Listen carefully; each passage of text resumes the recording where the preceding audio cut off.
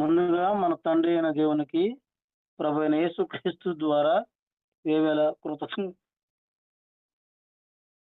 కృతజ్ఞతాస్తుతులు చెల్లిస్తూ ఈ యొక్క మార్నింగ్ ప్రేయర్ ద్వారా లేఖనం ఏమి చెప్పుచున్నది అని ఆలోచించి అనేక మందిని ఆలోచింపజేయడానికి చేరి వచ్చినటువంటి మీ అందరికీ కూడా ప్రభువైన యేసుక్రీస్తు నామములో శుభాభివందనములు తెలియజేస్తూ సహోదరుల అప్పారావు గారి ప్రారంభ ప్రార్థన ద్వారా ఈనాటి మార్నింగ్ ప్రేయర్ కార్యక్రమమును మనం ప్రారంభించుకుందాము.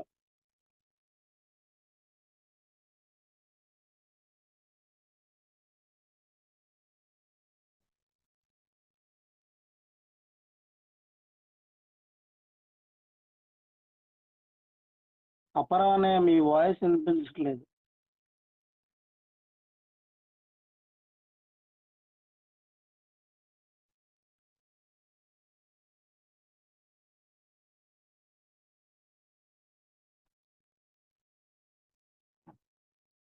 సహోదరులు లాలయ్య గారు ప్రారంభ ప్రార్థన చేస్తారు.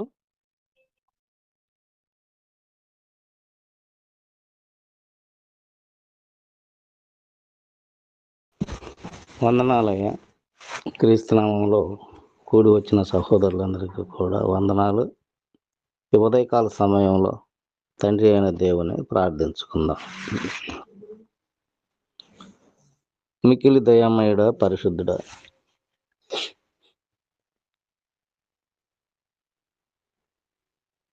సింహాసనాసీనుడై సకల చరాచర సృష్టిని నడిపిస్తున్నటువంటి గొప్ప దేవుడ, మహాదేవుడ, వేవేల దూతగణాలతో పరిశుద్ధుడు పరిశుద్ధుడు పరిశుద్ధుడని నిత్యము గాన ప్రతిగానాలతో స్తుతించబడేటువంటి గొప్ప తండ్రి, మీ పరిశుద్ధమైన నామమునకు స్తుతులు స్తోత్రాలు ఈ ఉదయకాల సమయంలో తెలియజేస్తున్నాము తండ్రి. గత కాలం అంతట్లో మాతో ఉండి మమ్మల్ని నడిపించిన తండ్రి, రాబో కాలంలో కూడా మీ కాపుదల మా పట్ల ఉంచి నడిపించండి తండ్రి. మరి రాజ్య సువార్త విస్తృతి చేయుటకై మేము చేస్తున్న ఈ ప్రయత్నంలో మీ కాపుదల మీ ఉండి నడిపించండి. ప్రతి ఒక్కరిని కూడా మీ జ్ఞానంతో నింపుతండి. లేఖనాలను అర్థం చేసుకొని ఆ లేఖన భాగాలను బోధించేటువంటి పరిజ్ఞానాన్ని మా అందరికి అందించమని ప్రార్థన చేస్తూ ఉన్నాం. అలాగే తండ్రి, ఉదయకాల సమయంలో బోధిస్తున్నటువంటి సహోదరులు ఇరువురిని కూడా మీరు జ్ఞాపకం చేసుకుని తండ్రి, వారు మాకు బోధించే ఆ పద్ధతిని వారిలో మరిన్ని మీరు ప్రేరేపించి వారిని నడిపిస్తున్నారు. మరింత జ్ఞానయుక్తంగా వారిని నడిపించమని ప్రార్థన చేస్తూ ఉన్నాను. ఉదయకాల సమయంలో కూడి వచ్చినటువంటి సహోదరులందరినీ కూడా గుర్తు చేసుకుని తండ్రి, వారి ఆధ్యాత్మిక జీవితాలలో వారి పరిచర్య జీవితాలలో మీరుండి నడిపించండి. ప్రతి ఒక్కరిని కూడా ఆశీర్వదించండి.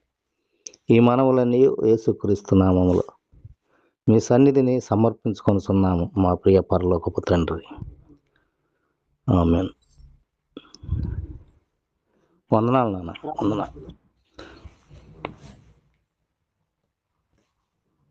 వందనము తెలియజేస్తున్నాము. మొదటి కీర్తనగా సహోదరులు లాలయ్య గారు పాడి వినిపిస్తారు. రెండో కీర్తనగా సహోదరులు స్వామి గారు పాడి వినిపిస్తారు.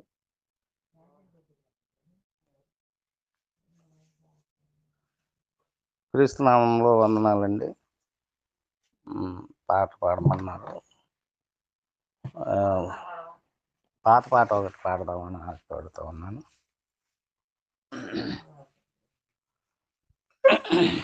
బాబు వినపడుతుందయ్యా? అయ్యా వినిపిస్తుందా? హలో, వినిపిస్తుంది. మాకు బాగా డౌన్ అయిందన్న, ఇక్కడ సౌండ్ ఏంటి రావట్లేదు. అందుకని వినిపిస్తుందా లేదా? ఓకే, వినిపిస్తుంది. సరే అన్న. సో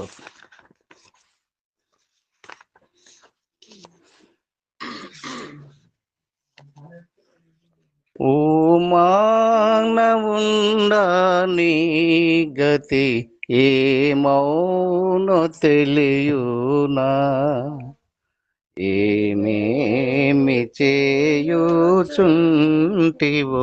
తప్పించుకొందువా, ఏమేమి చేయుచుంటివో తప్పించుకొందువా. ఆ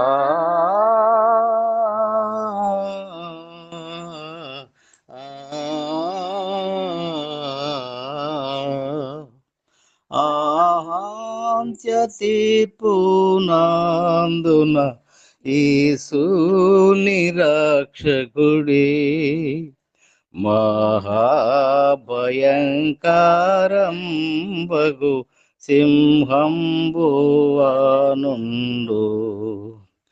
మహాభయంకరంబగు సింహంబుగానుండు. మృతులైన ఘనులు హీనులు యేసుని ఎదుటను. మృతులైన ఘనులు హీనులు యేసుని ఎదుటను. ప్రతివారు నిలిచియుందురు బ్రతికిన రీతిగనే. ఓ మానవుండా నీ గతి ఏమౌను తెలియునా. ఏమేమి చేయుచుంటివో తప్పించుకొందువా. గ్రంథాలు విప్పబడగా గ్రంథాలలో వారి గ్రంథంబు బాట బయలై పొందేదారు తీర్పు. ఓ మానవుండా నీ గతి ఏమౌను తెలియునా. ఏమేమి చేయుచుంటివో తప్పించుకొందువా. నరులెల్ల క్రియల చొప్పున మరి తీర్పు పొందెదరు. మరణంబు మృతుల లోకము గురియౌను అగ్నికి. మరణంబు మృతుల లోకము గురియౌను అగ్నికి. ఓ మానవుండా నీ గతి ఏమౌను తెలియునా. ఏమేమి చేయుచుంటివో తప్పించుకొందువా. దేవుని జీవ గ్రంథము దేవుడు తెరచును. యెహోవాని పేరందుండదు వాడగ్నిలో పడును. యెహోవాని పేరందుండదు వాడగ్నిలో పడును. ఓ మానవుండా నీ గతి ఏమౌను తెలియునా. ఏమేమి చేయుచుంటివో తప్పించుకొందువా. ఈనాడు నీవు కూడను యేసుని ఎరుగనిచో. ఈనాడు నీవు కూడను యేసుని ఎరుగనిచో. ఆనాడు నీవు కూడను అందుండి ఏడ్చెదవు. ఆనాడు నీవు కూడను అందుండి ఏడ్చెదవు. ఓ మానవుండా నీ గతి ఏమౌను తెలియునా. ఏమేమి చేయుచుంటివో తప్పించుకొందువా.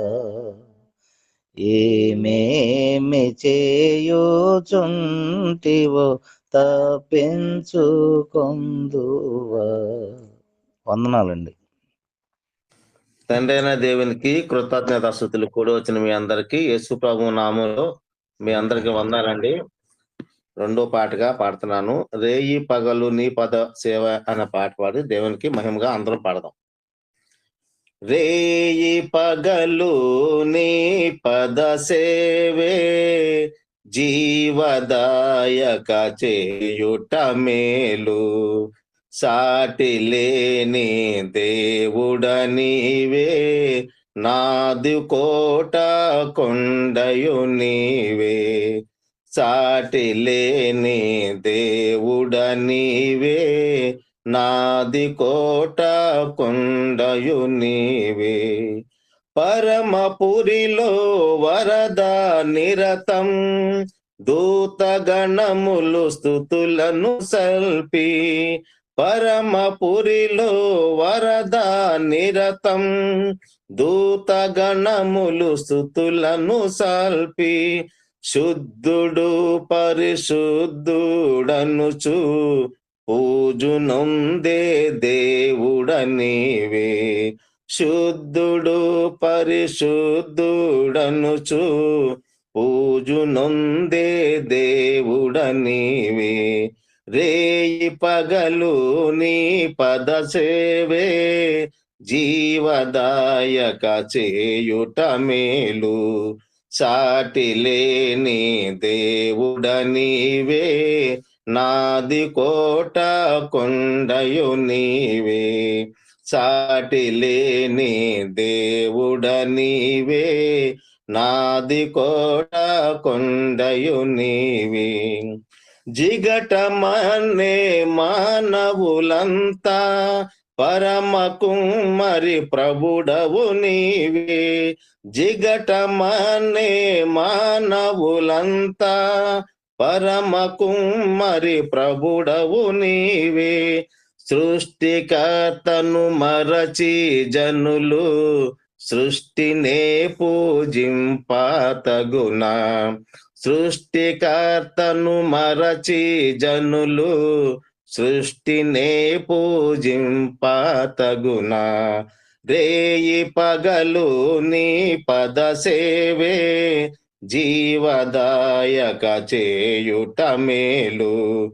సాటి లేని దేవుడ నీవే నాది కోట కొండయు నీవే.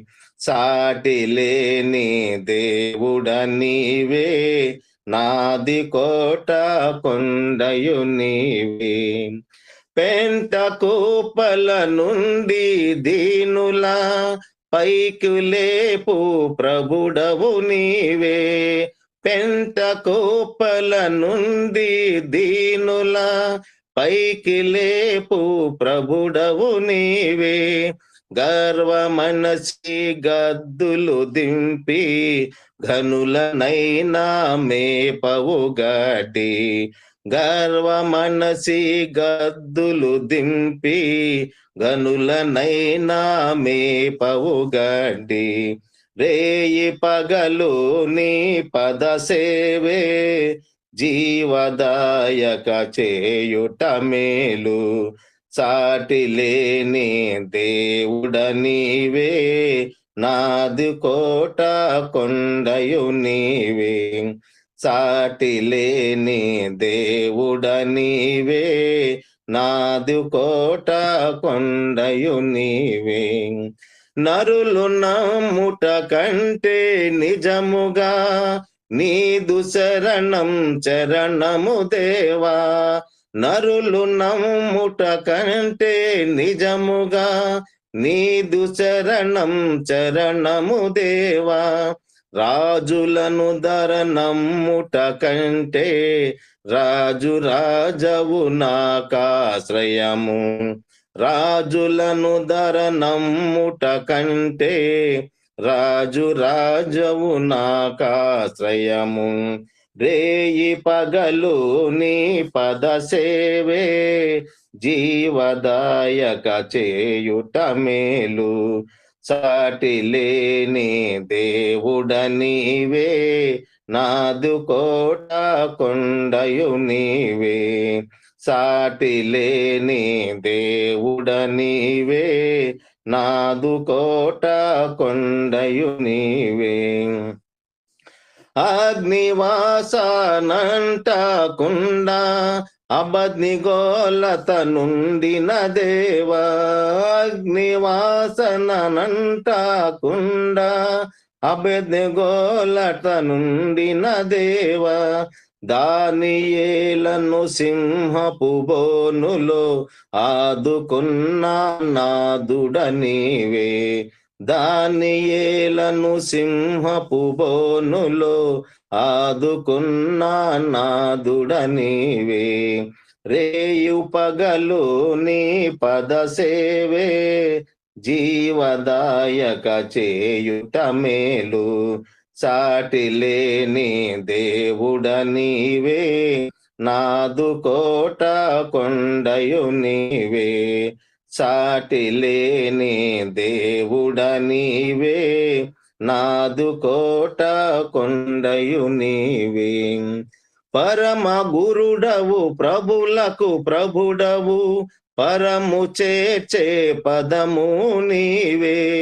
పరమ గురుడవు ప్రభులకు ప్రభుడవు, పరము చేర్చే పదము నీవే. అడుగు జాడల నడచిన హానుకు పరము చేర్చే ప్రాణము తోడా. అడుగు జాడల నడచిన హానకు పరము చేరే ప్రాణము తోడా. రేయి పగలు నీ పద సేవే జీవదాయక చేయుట మేలు. సాటి లేని దేవుడ నీవే, నాదు కోట కొండయు నీవే. సాటి లేని దేవుడ నీవే, నాదు కోట కొండయు నీవే. మృతుల సహితము లేపినావు, మృతుని గెల్చి లేచినావు.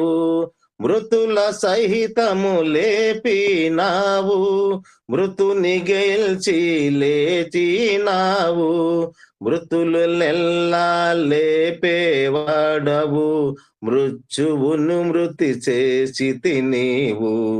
మృతులెల్లా లేపేవాడవు, మృత్యువును మృతి చేసితి నీవు. రేయి పగలు నీ పద సేవే జీవదాయక చేయుట మేలు. సాటి లేని దేవుడ నీవే, నాది కోట కొండయు నీవే. సాటి లేని దేవుడ నీవే, నాది కోట కొండయు నీవే. అన్నారండి. ఇప్పటి వరకు చాలా చక్కగా పాటలు పాడి వినిపించినటువంటి సహోదరులు ఇరువురికి కూడా ప్రత్యేకంగా వందనములు తెలియజేస్తూ, ఈ సమయంలో లేవియా కాండము 15వ అధ్యాయము వాక్య పఠనం భాగంగా సహోదరులు అప్పారావు గారు 1 నుంచి 18 వచనాలు చదివి వినిపిస్తారు. 19వ వచనం నుండి చివరి వరకు నేను చదువుతాను.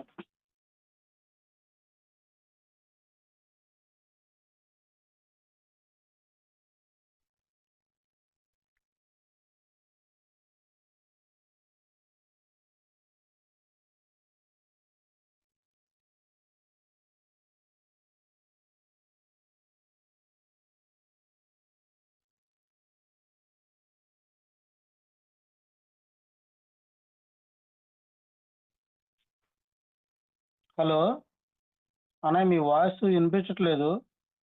సహోదరులు లాలయ్య గారు 1 నుంచి 18 వచనాలు చదివి వినిపిస్తారు.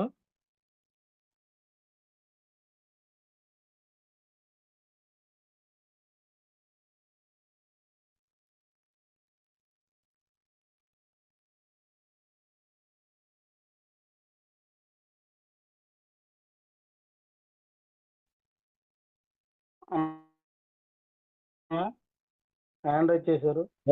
కళ్ళజోడ ఒకటి తీసుకుంటున్నాను, లేట్ అయింది. లేవి కాండం 15వ అధ్యాయము ఆ, 1 నుంచి 18 వచనాలు. ఎదిటి పెట్టాను.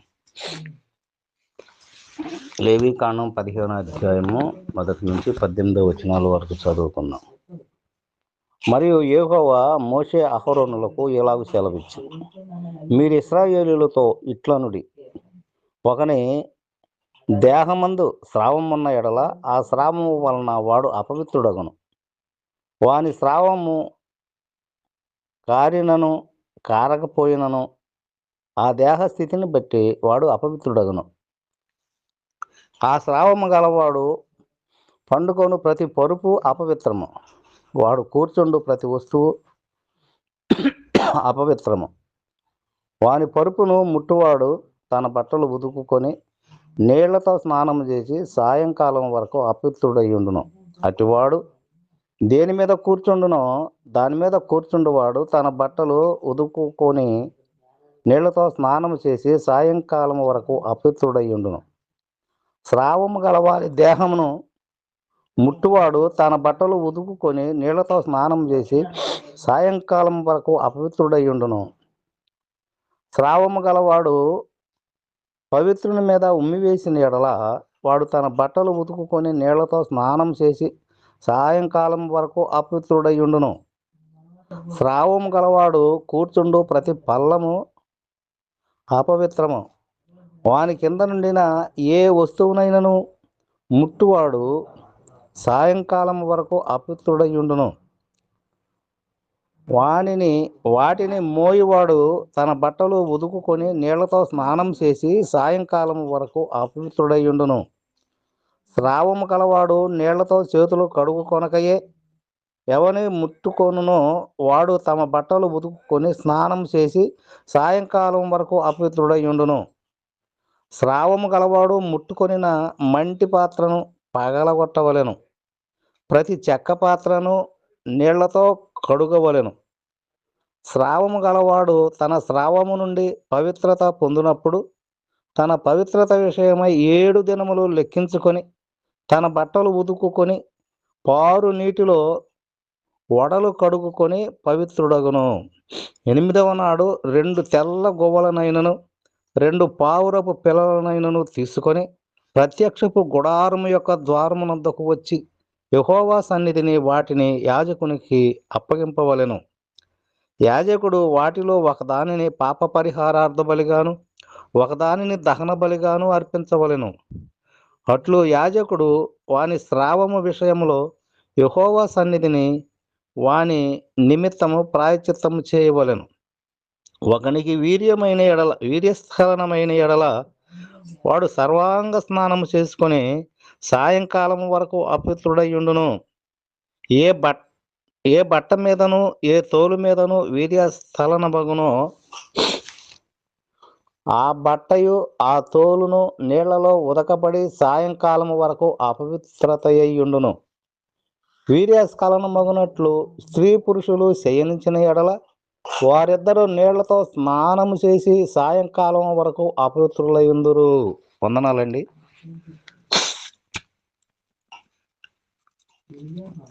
వందనాలు నాన్న. స్త్రీ దేహమందుండు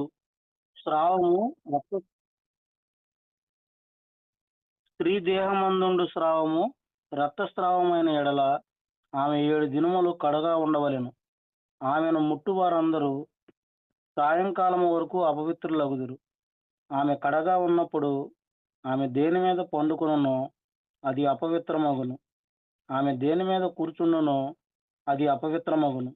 ఆమె పడకను ముట్టు ప్రతివాడు తన బట్టలు ఉతుకుకొని నీళ్లతో స్నానము చేసి సాయంకాలం వరకు అపవిత్రుడై ఉండును. ఆమె దేని మీద కూర్చుండునో దాని ముట్టు ప్రతివాడు తన బట్టలు ఉతుకుకొని నీళ్లతో స్నానం చేసి సాయంకాలం వరకు అపవిత్రుడై ఉండును. అది ఆమె పరుపు మీదనైనను ఆమె కూర్చుండిన దాని మీదనైనను ఉండిన ఎడల దానిని ముట్టువాడు సాయంకాలం వరకు అపవిత్రుడై ఉండును. ఒకడు ఆమెతో శయనించుచుండగా ఆమె రజస్సు వానికి తగిలిన ఎడల వాడు 7 దినములు అపవిత్రుడగును. వాడు పండుకొను ప్రతి మంచము అపవిత్రము. ఒక స్త్రీ కడగా ఉండు కాలమునకు ముందుగా ఆమె రక్తస్రావము ఇంకా అనేక దినములు స్రవించినను, ఆమె కడగా నుండు కాలమైన తరువాత స్రవించినను, ఆమె అపవిత్రత ఆమె కడగా నుండు దినములలో వలనే ఆమె స్రావ దినములన్నీ ఉండును. ఆమె అపవిత్రురాలు. ఆమె స్రావ దినములన్నీ ఆమె పండుకొను ప్రతి మంచము ఆమె కడగానున్నప్పటి మంచము వలె ఉండవలెను. ఆమె దేని మీద కూర్చున్నో అది ఆమె కడగా ఉన్నప్పటి అపవిత్రత వలె అపవిత్రమగును. వాటిని ముట్టు ప్రతివాడు అపవిత్రుడు. వాడు తన బట్టలు ఉదుక్కొని నీళ్లతో స్నానం చేసి సాయంకాలం వరకు అపవిత్రుడై ఉండును. ఆమె ఆ స్రావము కుదిరి పవిత్రురాలైన ఎడల ఆమె 7 దినములు లెక్కించుకొని అవి తీరిన తరువాత పవిత్రురాలగును. 8వ నాడు ఆమె 2 తెల్ల గువ్వలనైనను 2 పావురపు పిల్లలనైనను ప్రత్యక్షపు గుడారము యొక్క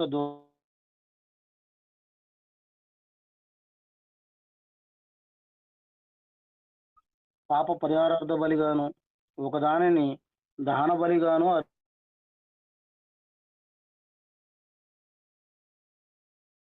అర్పించుకొని ఆమె నిమిత్తము ప్రాయశ్చిత్తము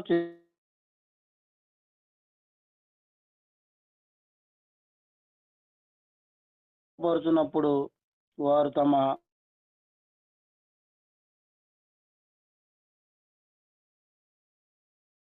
వారిని కాపాడవలెను. స్రావము గల వాని గూర్చియు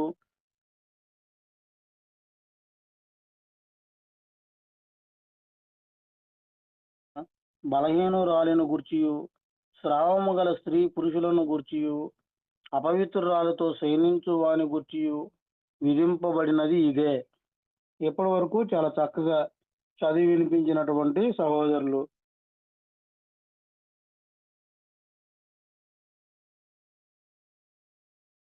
ప్రేమతో ఆహ్వానిస్తున్నాము.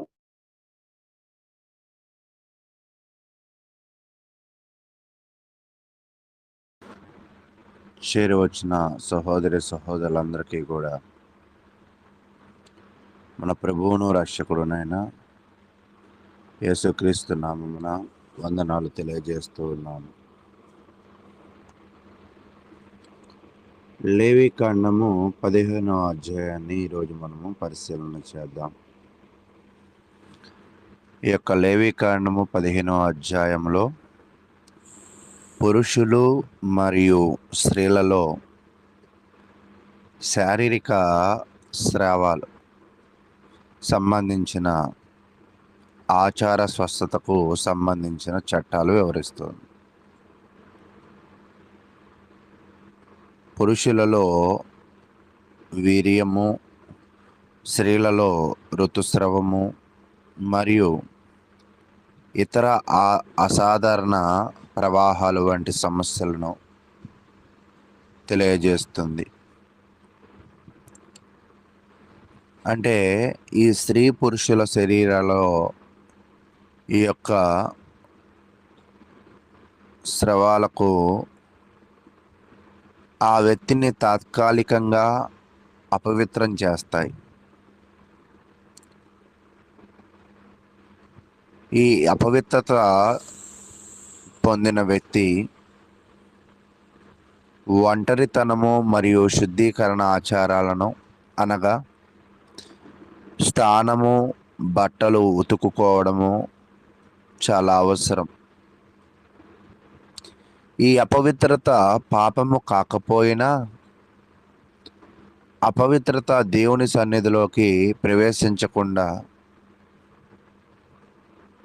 నిరోధించేదని మరియు పవిత్రత మరియు ప్రాయశ్చిత్తం యొక్క అవసరాన్ని సూచిస్తూ ఉంది. ముఖ్యమైన అంశాలు మనం పరిశీలన చేద్దాం. పురుషుల యొక్క స్రవాల గురించి 1 నుంచి 15 వచనాలు మనం చూస్తూ ఉన్నప్పుడు పురుషుని గురించిన విషయాలనే తెలియజేస్తూ ఉంది. దీర్ఘకాలికంగా జ్ఞానేంద్రియ స్రవాలు కావచ్చు. పురుషుడికి సూచనలు ఏమిటంటే అతని మంచము, సీట్లు మరియు అతను తాకిన ఎవరినైనా సాయంత్రం వరకు అపవిత్రంగా ఉంచడం. శుద్ధీకరణ ఆచారము ఆగిన 7 రోజుల తర్వాత వేచి ఉండి తర్వాత కడిగి బలులు అర్పించాలి. 16 నుంచి 18 వచనాలు చూస్తూ ఉన్నప్పుడు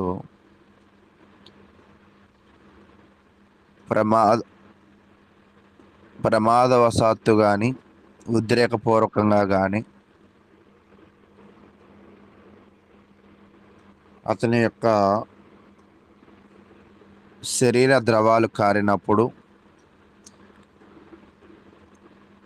ఆ యొక్క వ్యక్తి మరియు వారు తాకిన ఏదైనా వస్తువులు సాయంత్రం వరకు అపరిశుభ్రంగా ఉంటాయి.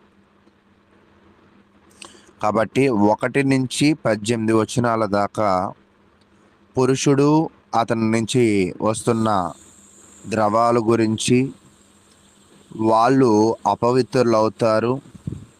ఈ అపవిత్రులైన వాళ్ళు దేనిని ముట్టినా అవి అపవిత్రమవుతాయి. వీరు వారికి కలిగి ఉన్న అపవిత్రతను పోగొట్టుకోవాలంటే వాళ్ళు బలులు అనేది అర్పించాలి తెలియజేశాడు. తర్వాత 19 నుంచి 30 వచనాలు చూస్తూ ఉన్నప్పుడు స్త్రీల గురించిన విషయాలను తెలియజేశాడు. స్త్రీల గురించిన విషయంలో పరిశీలన చేస్తూ ఉన్నప్పుడు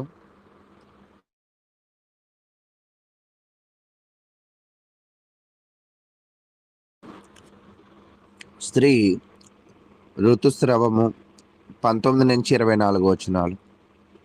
ఒక స్త్రీ తన ఋతుస్రవ సమయంలో 7 రోజులు అపవిత్రంగా ఉంటుంది. ఆమె ముట్టుకునే ఏదైనా అపవిత్రమవుతుంది. తర్వాత స్త్రీలలో దీర్ఘకాలిక స్రవాలు. సాధారణ చక్రము వెలుపల రక్తస్రావం ఉన్న స్త్రీకి స్రవం ఉన్నంత వరకు ఆమె అపవిత్రంగా ఉంటుంది. ఆమె తాకిన ప్రతి వస్తువు కలుషితం అవుతుంది. కాబట్టి 19 నుంచి 30 వచనాలు చూస్తున్నప్పుడు ఋతుస్రావం గురించి, దీర్ఘకాలిక స్రవం గురించి తెలియజేస్తుంది. 28 నుంచి 30 వచనాలు చూస్తున్నప్పుడు శుద్ధీకర్మలు, అంటే ఆ పరిస్థితికి తగిన తర్వాత పూర్తి శుద్ధీకరణ కోసము కొంత సమయము వేచి ఉండడం, కడగడము, నిర్దిష్టమైన నైవేద్యాలు అర్పించడం చాలా అవసరం. ప్రధాన సూత్రాలు: పవిత్రత. దేవుడు పరిశుద్ధుడు కాబట్టి మనము కూడా దేవుడు పరిశుద్ధుడిగా చూస్తూ ఉన్నాడు. పరిశుద్ధత లేకుండా ఆయన దగ్గరికి మనం చేరలేం. కాబట్టి ఆయన మన దగ్గర నుంచి స్వచ్ఛతను, పవిత్రతను, పరిశుద్ధతను కోరుకుంటూ ఉన్నాడు. తాత్కాలిక మలినాలు స్త్రీల నుంచి, పురుషుల నుంచి వస్తున్న స్రవాల గురించి, స్త్రీల దగ్గర నుంచి వస్తున్న స్రవాల గురించి. అవి తాత్కాలికంగా వారిని మలినపరుస్తాయి. తప్పనిసరిగా అవి పాపాలు కావు, కానీ తప్పనిసరిగా వాటిని శుద్ధి చేసుకోవాల్సిన అవసరం అయితే ఉంది. వీటి యొక్క అర్థం ఏమిటి అంటే, ఆ చట్టాలు ఆధ్యాత్మిక వాస్తవాల వైపు వాళ్ళని చూపిస్తూ ఉన్నాయి. కాబట్టి ప్రియ సహోదరులారా, ఈ అధ్యాయము మనము ఇక్కడతో పరిశీలన చేస్తూ ముందుకు వెళ్దాం. ఇంకా కొంచెం లోతైన విషయాలను మనం చర్చించుకోవడానికి ముందుకు వెళదాం. ఈ 15వ అధ్యాయంలో దాని యొక్క సారాంశము, దాని యొక్క ఆత్మీయ బోధన గురించిన పరిశీలన మనం చేద్దాం. ఒక 15వ అధ్యాయంలో మనము నేర్చుకోవడానికి ఏంటి ఆత్మీయ బోధ అంటే, శరీర సంబంధ అపవిత్రతను గురించి మాట్లాడుతుంది. పురుషులే కానీ స్త్రీలే కానీ శరీర సంబంధ అపవిత్రతను, అంటే దేవుడు బిడ్డలు శరీర సంబంధమైన అపవిత్రతకు కూడా చాలా దూరంగా ఉండాలి. ఆ అపవిత్రతను కూడా సరిచేసుకోవాలి. ప్రధానంగా ఇక్కడ చూస్తున్నప్పుడు పురుష శరీర స్రవాల గురించి, స్త్రీల నెలసరి మరియు ఇతర రక్తస్రావాల గురించి, ఆ అపవిత్రతతో ఉన్నప్పుడు ఏం చేయాలి, శుద్ధి పొందే విధానం గురించి తెలియజేయబడుతుంది. అయితే ఇప్పుడు ఇంకా చాలా వివరంగా నేను తెలియజేస్తాను. పురుషుల యొక్క విషయాలు చూస్తున్నప్పుడు 1 నుంచి 18 వచనాల దాకా చూస్తాం. అసహజ స్రవాలు ఉంటే అపవిత్రుడు, అతడు తాకిన వస్తువులు కూడా అపవిత్రం. అయితే ఈ అపవిత్రతను ఇతను పోగొట్టుకోవడానికి శుద్ధీకరణ మార్గం ఏమిటి అంటే, 7 రోజులు వేచి ఉండాలి, స్నానం చేయాలి. తర్వాత 8వ రోజు పావురాలని గొవ్వలను అర్పించాల. దీనిలో బోధ ఏమిటి అంటే, శరీర జీవితము కూడా దేవుని దృష్టిలో ముఖ్యమే. కాబట్టి చాలామంది భక్తి ఉంటే సరిపోద్ది, మన శరీరాలు ఎలాంటి పనులు చేసినా పర్వాలేదు అనుకుంటూ ఉన్నారు. అలా కాదు. మన నోటి మాటల దగ్గర నుంచి, మన యొక్క శరీర అవయవాలు ఉపయోగించే దాని దగ్గర నుంచి ప్రతి దానిని కూడా దేవుడు పరిశీలన చేస్తూ ఉంటాడు. ప్రతిదీ కూడా పవిత్రంగా కావాలని దేవుడు కోరుకుంటూ ఉన్నాడు. స్త్రీల విషయమైన 19 నుంచి 30 వచనాలు మనం చూస్తూ ఉన్నప్పుడు, నెలసరి సమయంలో అపవిత్రత, అసాధారణ రక్తస్రావం అయితే ఎక్కువ రోజులు అపవిత్రత. శుద్ధి కోసము కూడా మనం బలి ఇవ్వాలి. దేవుడు స్త్రీలలో తక్కువగా చూడడు, వారికి విశ్రాంతిని, గౌరవం కూడా ఇస్తూ ఉన్నాడు.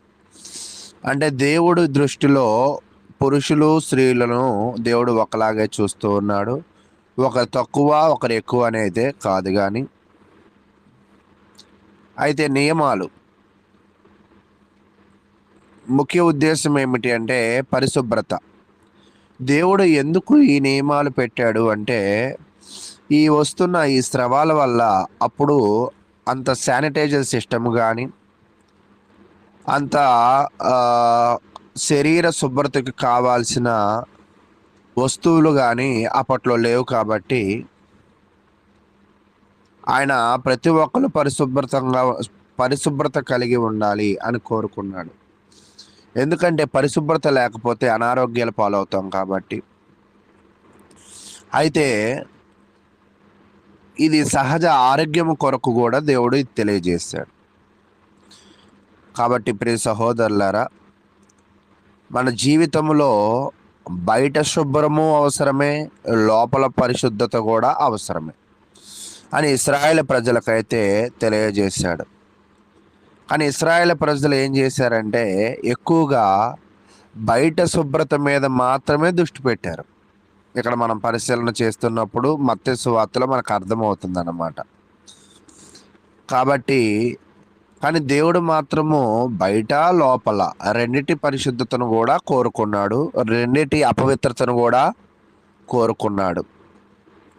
దేవుడు పరిశుద్ధతను గంభీరంగా చూస్తూ ఉన్నాం. ఈ అధ్యాయాలలో లేవీకాండంలో చూస్తున్నప్పుడు దేవుడు మన నుంచి కోరుకుంటున్న ప్యూరిటీని, స్వచ్ఛతను ఎంతలాగా ఎక్స్పెక్ట్ చేస్తున్నాడో మనకు అర్థమవుతుంది. అంటే ఈరోజు మనము యువతను, అంటే కుర్రవాళ్ళను చూస్తే, వారు ఫోన్లో ఏముంది, వారి మనసులో ఏముంది, వారి స్నేహాలు ఎటు తీసుకువెళ్తున్నాయి, మన ప్రతి కదలికను ఆయన పరిశీలన చేస్తూ ఉంటాడు. కాబట్టి మన పరిశుద్ధతను కోల్పోకుండా దేవునికి దగ్గరగా ఉండాలి అంటే ఖచ్చితంగా అపవిత్రమైన వాటి జోలికి మనము వెళ్ళకూడదు. ఇక్కడ ఉన్న అపవిత్రత పాపము కాదు, కానీ నిర్లక్ష్యం చేస్తే ప్రమాదం. శరీర స్రవాలు సహజమైనవి, దేవుడు శిక్షించలేదు కానీ శుద్ధి మార్గం చూపించాడు. ఇక్కడ బోధ ఏమిటంటే పడిపోవడం పాపం కాదు, పడిపోయిన స్థితిలో ఉండడం ప్రమాదం. కాబట్టి వాటిని శుద్ధి చేసుకోవాలని దేవుని వాక్యం అయితే తెలియజేస్తూ ఉంది. అందుకే మనకి రక్తస్రావం కలుగుతున్న స్త్రీ కూడా తను తాను అపవిత్రురాలుగా చాలా కాలము తన ఒంటరి జీవితాన్ని గడుపుతున్నట్లుగా మనము క్రొత్త నిబంధనలో చూస్తూ ఉంటాం. ప్రతి అపవిత్రులను పవిత్రపరచగలిగిన వాడు ఎవరంటే దేవుడే. ప్రతి అపరిశుద్ధులను పరిశుద్ధులుగా తీర్చగలిగేది ఎవరంటే దేవుడే. అయితే ఒక స్త్రీ నన్ను ఒక ప్రశ్న కూడా అడిగింది ఆ విషయాన్ని బోధిస్తూ ఉన్నప్పుడు. మరి ఇప్పుడు మనము దేవుని సన్నిధానానికి రావచ్చా రాకూడదా మనం ఆ సమయాలలో అని అడిగారు. అయితే ఇదంతా కూడా పాత నిబంధన కాలంలో ఉన్న సంఘటనలు. అప్పుడు ఉన్న విధానాలు వేరు, ఇప్పుడు ఉన్న విధానాలు వేరు. అప్పుడు శుభ్రపరచుకోవడానికి ఎటువంటి సబ్బులే కానీ ఎటువంటి వాషింగ్ క్రీమ్సే కానీ అప్పట్లో లేవు. కానీ ఇప్పుడు ప్రతి విధానంలో టెక్నాలజీ డెవలప్ అయ్యింది. అది శరీర ఆరోగ్యాల నిమిత్తము దేవుడు వారికి తెలియజేశాడు. అందరితో పాటు కాకుండా ప్రత్యేకంగా ప్రజలు ఉండాలనే ఉద్దేశంతో ఆ నియమాలను పెట్టాడు. అయితే ఇప్పుడు ఆ నియమాన్ని మనకి వర్తింపబడదు అని కూడా మనం గ్రహించాలి. మనం దేవుని యొక్క మందిరంలో ఎటువంటి సందర్భంలో అయినా మన బలహీనతలను బట్టి మనం దేవుని మందిరంలో ఎవరైనా కూడా ఉండవచ్చు అని తెలియజేస్తూ ఉన్నాడు. కాబట్టి ప్రియ సహోదరులారా, ఈరోజు మన జీవితంలో దేవుడు మనకి క్రీస్తునందించిన గొప్ప భాగ్యం ఏమిటి అంటే దేవునితో మనము ఎలా ఉన్నా కూడా మనం సమయాన్ని గడపచ్చు. అంటే మనకి ఎటువంటి శరీర రుగ్మతలు ఉన్నప్పటికీ కూడా, మనకి కుష్టి ఉంటే దేవుడి దగ్గరికి రావడానికి గతంలో లేదు. మరి ఇలా రక్తస్రావాలు కారినప్పుడు దేవుడి దగ్గరికి రావడానికి అవకాశం లేదు. అంటే బలహీనతలు ఉంటే దేవుడి దగ్గరికి రావడానికి అవకాశం లేదు. కానీ ఇప్పుడు మన శరీరంలో ఒకవేళ బలహీనతలు ఉన్నప్పటికీ కూడా దేవుని దగ్గరికి మనం రావచ్చు, దేవుని దగ్గర మనము ప్రార్థించవచ్చు, మరి దేవుని మందిరంలో మనమైతే జీవించవచ్చు. ఈ యొక్క గొప్ప అవకాశాన్ని క్రీస్తు ద్వారా మనం పొంది ఉన్నాం. ఎందుకు అంటే యేసు రక్తమే మనలను సమస్త పాపముల నుండి శుద్ధి చేస్తుంది. కాబట్టి ఇప్పుడు దేవుడు శరీర పవిత్రత కన్నా హృదయ శుద్ధి చాలా ముఖ్యమంటూ ఉన్నాడు.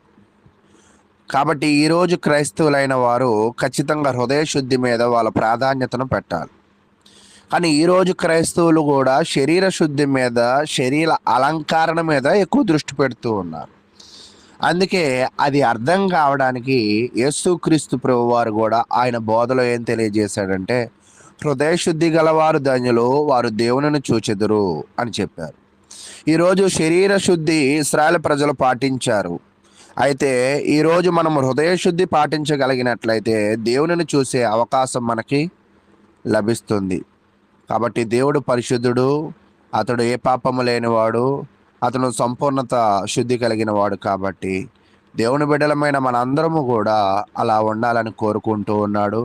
కాబట్టి నేను ముఖ్యమైన విషయాలను మీకు తెలియజేస్తూ ఉన్నాను.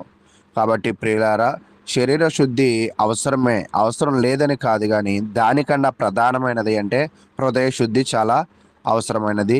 మరి మీరందరూ హృదయ శుద్ధి కలిగి ఉండాలని. హృదయ శుద్ధి అంటే ఏంటంటే మీ హృదయంలో ఉన్న చెడు ఆలోచనలను, చెడు మాటలను, చెడు ప్రవర్తనలను, ఈ హృదయంలో నుంచి వస్తున్న జీవధారలు బయలుదేరేది హృదయం. కాబట్టి దానిని భద్రంగా ఉంచుకున్నట్లయితే మరి మీకు మేలు. కాబట్టి దానిని శుద్ధి చేసుకోవాలని కోరుకుంటూ ఈ అధ్యాయము ద్వారా ఈ విషయాలను మీకు బోధిస్తూ ఈ యొక్క వాక్యాన్ని ముగిస్తూ ఉన్నాను. అందరికీ వందనాలు.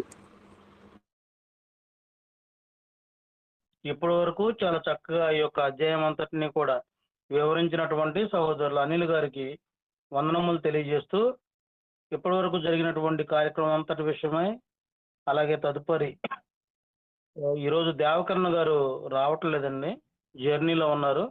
యేసుపాదం గారు మనకి అందుబాటులో ఉన్నారు. యేసుపాదం గారి మెసేజ్ కొరకు కూడా ప్రార్థన సహాయం కోరవలసిందిగా సహోదరులు అనిల్ గారినే ప్రార్థన చేయవలసిందిగా కోరుతున్నానండి. ప్రార్థన చేసుకుందాం.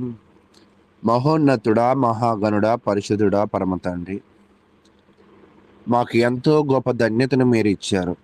నిజముగా మేమందరం ఉదయమే లెగవడానికి, లెగిసి మిమ్మల్ని సేవించడానికి, మీ వాక్యమును ధ్యానించడానికి, ప్రార్థించడానికి ఇటువంటి అవకాశం లేనివారు అనేకులు. నిజముగా ఎవరైనా ఉంటే ప్రార్థన చేసుకుందాం, బైబిల్ చదువుకుందాం అనుకుంటున్న పరిస్థితులు ఉన్నాయి. కానీ ఈరోజు ఈ లేఖనం ఏమి చెప్పుచున్నది అనే గ్రూపు ద్వారా అనేకమైన సహోదరులు అందరము కలిసి మరి మీ యొక్క వాక్యమును ధ్యానించే గొప్ప అవకాశాన్ని మీరు మాకు ప్రసాదించారు. మరి ముఖ్యంగా మేము లేవీ కాండము చదువుతూ ఉండగా, లేవీ కాండములో మొదటగా బలులను చూసాము. తదుపరి మా తండ్రి, అపవిత్రులుగా ఉన్నవారు దేవుడి దగ్గరికి రాలేరు, అపవిత్రులుగా ఉన్నవారు మీకు దూరం అవుతారనే ఉద్దేశాన్ని కూడా తెలియజేస్తూ, మరి మీ వద్దకు మేము రావాలి అంటే మాలో ఉన్న అపవిత్రత పోగొట్టుకోవడానికి బలులు అవసరము, మాలో ఉన్న అపవిత్రతను పోగొట్టుకోవడానికి శుద్ధీకరణ ఆచారాలు అవసరము, మాలో ఉన్న అపవిత్రతను పోగొట్టుకోవడానికి కొన్ని ఆహార నియమాలు అవసరం అని కూడా తెలియజేశారు. ఇవన్నీ కూడా ఆ రోజు కాలంలో ఉన్న ఇశ్రాయేలు ప్రజలకు తెలియజేశారు. నేటి క్రైస్తవులకి మా తండ్రి ప్రతి విషయంలో స్వాతంత్రాన్ని ఇచ్చారు. క్రీస్తు రక్తంలో శుద్ధిని దయచేశారు. ఈ యొక్క క్రొత్త నిబంధనను మీరు మాకు అనుగ్రహించిన విధానమును బట్టి మీకే కృతజ్ఞతాస్తుతులు తండ్రి. దానిని మేము సరిగా అర్థం చేసుకుంటకు, దానిని సరైన విధముగా వివరించుకుంటకు, దానిని సరైన విధంగా గ్రహించి మీరు కోరుకున్న విధముగా మేము మారటమునకు కూడా కృప చూపించండి. అదే విధముగా మా తండ్రి ప్రతిరోజు వాక్యమును తెలియజేస్తున్న సహోదరులను దీవించండి. అదేవిధంగా ఈరోజు తెలియజేస్తున్న సహోదరులు యేసుపాదం గారిని జ్ఞాపకం చేసుకోండి. ఎటువంటి తొందరపాటు లేకుండా మా తండ్రి వారు తెలియజేయాలనుకున్న విషయాలను స్పష్టముగా అందరికీ అర్థమైన రీతిలో అందరూ గ్రహించే విధముగా తెలియజేయగలిగిన సామర్థ్యతను, పరిస్థితులను బిడ్డకు దయచేయండి. బిడ్డ తెలియజేస్తున్న విషయాలను స్పష్టంగా అర్థం చేసుకోగలిగిన మనసును, ఏకదృష్టిని మాకు దయచేయండి. ఈ సమయంలో మా తండ్రి చలిలో మా తండ్రి నిద్రించవలసిన వారుగా ఉండవలసిన మేము మా తండ్రి చాలామంది పెద్దవారు ఉన్నప్పటికీ కూడా వారి సమయాన్ని మీకు అర్పిస్తున్నారు. అందునిమిత్తం మీకే కృతజ్ఞతాస్తుతులు. ఈ గ్రూపులో ఉన్న ప్రతి ఒక్కరిని, వారి కుటుంబాలను, వారి ఆరోగ్యాలను, వారి ఆర్థిక పరిస్థితులను కూడా మెండుగా దీవించమని యేసుక్రీస్తు నామమున అడిగి వేడుకుంటున్నాం తండ్రి. ఆమేన్. ప్రార్థన చేసినటువంటి సహోదరులు ఇప్పటి వరకు ఈ యొక్క 15వ అధ్యాయాన్ని వివరించి ప్రార్థన చేసినటువంటి సహోదరులు అనిల్ గారికి ప్రత్యేకంగా వందనములు తెలియజేస్తున్నామండి. సహోదరులు యేసుపాదం గారు ఈరోజు మనకి వాక్యాన్ని వివరిస్తారు. మంచిదండి. ఇక లేఖనం ఏమి చెప్పుచున్నది అనేటువంటి ధ్యాన కూడికలో వాక్యాన్ని బోధించే అవకాశాన్ని నాకు ఇచ్చిన తండ్రి అయిన దేవునికి స్తుతులు, స్తోత్రములు, కృతజ్ఞతలు తెలియజేసుకొనుచు, అలాగే ఆసక్తిగా ఇప్పటి వరకు వాక్యాన్ని బోధించినటువంటి అనిల్ గారికి, అలాగే వాక్యాన్ని వినాలని సిద్ధంగా ఉన్నటువంటి నా తోటి సహోదరులందరికీ వందనములు తెలియజేసుకుంటున్నాను. అందరికీ వందనాలండి. అలాగే ఈ అవకాశాన్ని కల్పించినటువంటి రవి గారికి, వారి కుటుంబానికి, స్థానిక సంఘానికి కూడా ప్రత్యేకమైన వందనాలు తెలియజేసుకుంటున్నాను. ఈరోజు గ్రంథంలో నుంచి కొన్ని విషయాలు మనము నేర్చుకుందాము. యేసుక్రీస్తు వారు ఈ భూమి మీద ఉన్నప్పుడు యేసు చెప్పినటువంటి ఉపమానాల్లో ఒక ఉపమానాన్ని గురించి ఈరోజు మనము నేర్చుకుందాము. మత్తయి సువార్త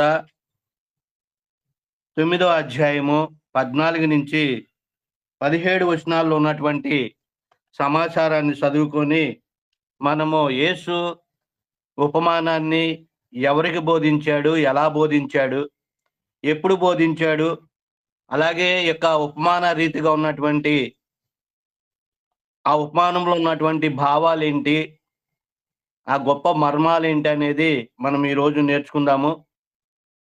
మత్తయి సువార్త 9వ అధ్యాయము 14 నుంచి 17 వచనాల్లో ఉన్న సమాచారాన్ని చదువుకొని మనం ఈరోజు ఉపమానంలో ఉన్నటువంటి సారాంశాన్ని మనము నేర్చుకుందాము.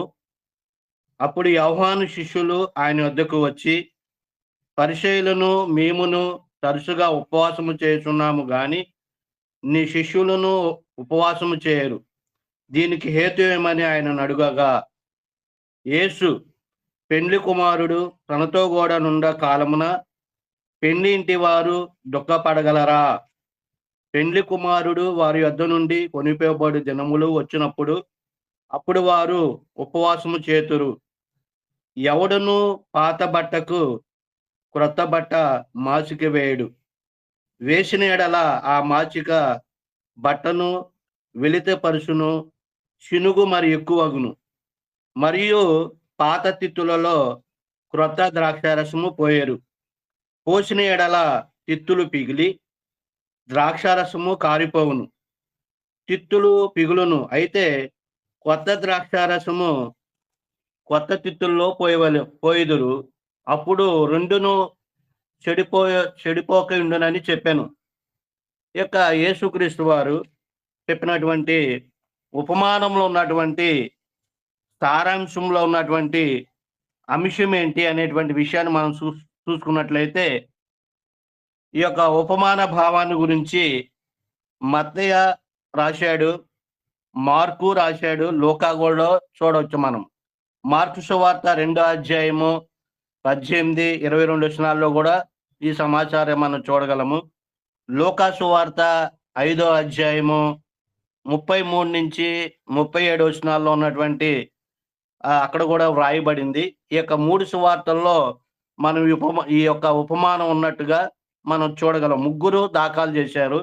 కాబట్టి ఈరోజు ఈ యొక్క ఉపమానంలో ఉన్నటువంటి సారాంశము ఏమిటి అనేది మనం చూసుకున్నట్లయితే, పెండ్లి కుమారుడు పెండ్లి ఇంట ఉన్నప్పుడు పెండ్లి ఇంటి వారితో ఉపవాసము చేయించగలరా? అలాగే ఎవడైనా పాత బట్టకి క్రొత్త గుడ్డను మాసిక వేయగలడా? అలాగే పాత తిత్తుల్లో ఎవడైనా క్రొత్త ద్రాక్షారసమును పోయగలడా? ఈ యేసుక్రీస్తు వారు అక్కడ ఉన్నటువంటి వారిని ప్రశ్నలు అడుగుతూ ఉపమాన రీతిగా మరి బోధించాడు. నిజముగా యేసుక్రీస్తు ప్రభు చెప్పినట్లు ఇలా ఎవరైనా చేయగలరా? ఎలా?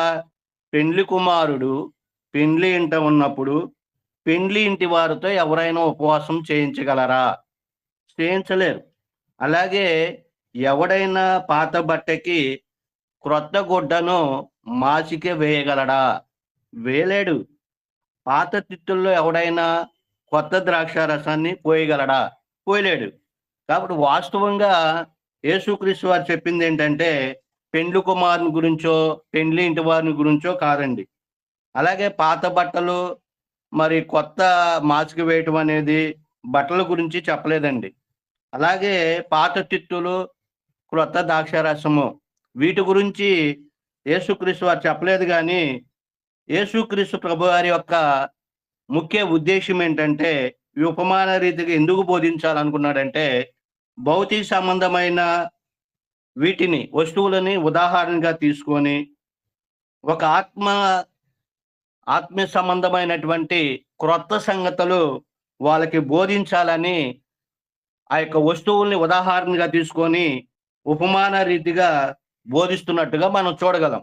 అసలుకు యేసుక్రీస్తు వారు చెప్పినటువంటి ఈ యొక్క ఉపమానంలో ఉన్నటువంటి ఆత్మీయ క్రొత్త సంగతులు ఏంటి, ఆ యొక్క ఉపమానంలో ఉన్నటువంటి ఆత్మీయ భావాలేంటి, మర్మాలేంటి అనేటువంటి విషయాలు ఈరోజు మనము నేర్చుకుందామండి. ఈ యొక్క పాఠంలో నేను 6 విషయాలు కోట్ చేశాను. ఈ 6 విషయాల ద్వారా ఈరోజు మనము సందేశాన్ని, ఉపమానంలో ఉన్నటువంటి భావం ఏంటనేది మనం నేర్చుకుందాము. మొట్టమొదటి విషయం ఏంటంటే, ఉపమానము అనే పదానికి అర్థం ఏంటో మనకు తెలియాలండి. ఉపమానాన్ని గురించి తెలియాలంటే మనం ఉపమానం అనే పదానికి అర్థం ఏంటో తెలియాలి. అలాగే ఉపమానం యొక్క నిర్వచనం ఏమిటి అనే విషయాన్ని చూద్దాము. అలాగే యేసు ఎందుకు వారికి ఉపమాన రీతిలో బోధించాలనుకున్నాడు. అలాగే 4వ విషయం, యేసు ఈ ఉపమానాన్ని ఎవరికి బోధించారు, అంటే విన్న శ్రోతలు ఎవరు అనేటువంటి విషయాన్ని నేర్చుకుందాము. అలాగే ఈ ఉపమానాన్ని యేసు ఏ కాలములో ఏ ప్రాంతంలో బోధించాడు అనేటువంటి విషయాలు మనం నేర్చుకుందాము. అలాగే 6వ విషయం, ఈ ఉపమానము యేసు అక్కడున్న శ్రోతలకు ఆయన చెప్పాలనుకున్నటువంటి ముఖ్య సందేశం ఏంటి. యేసు ఈ ఉపమానాన్ని అక్కడ ఉన్నటువంటి శ్రోతలకి ఆయన చెప్పాలనుకున్నటువంటి ముఖ్య సందేశం ఏంటి అనేటువంటి విషయాల మీద, ఈ 6 విషయాల మీద ఈరోజు మనము ఈ యొక్క ఉపమానంలో ఉన్నటువంటి మర్మాలేంటో ఈ విషయాన్ని మనము నేర్చుకుందాము. మొట్టమొదటిగా ఉపమానము అనే పదానికి అర్థం ఏంటో మనం చూద్దాము. ఉపమానము అనే పదము పెరాబోలే అనే గ్రీక్ పదం నుండి వచ్చిందండి. ఉపమానము అనే పదము పెరాబోలే అనే గ్రీక్ పదం నుంచి వచ్చింది. తెలుగులో ఉపమానము అనే పదానికి అర్థం ఏంటంటే పోలిక, దృష్టాంతరము, అలాగే సామ్యత, అలాగే సాదృశ్యము, అలాగే ఉదాహరణ లేక కథ అనే అర్థాన్ని మనం చూడగలమండి. ఉపమానం అనే పదానికి అర్థం ఏంటంటే పోలిక, దృష్టాంతరము, సామ్యత, సాదృశ్యము, ఉదాహరణ, కథ అనే అర్థాన్ని మనం చూడగలం. అంటే ఉదాహరణ తీసుకుంటే బైబిల్లో యేసు దేవుని గొర్రెపిల్ల అని సంబోధించబడింది.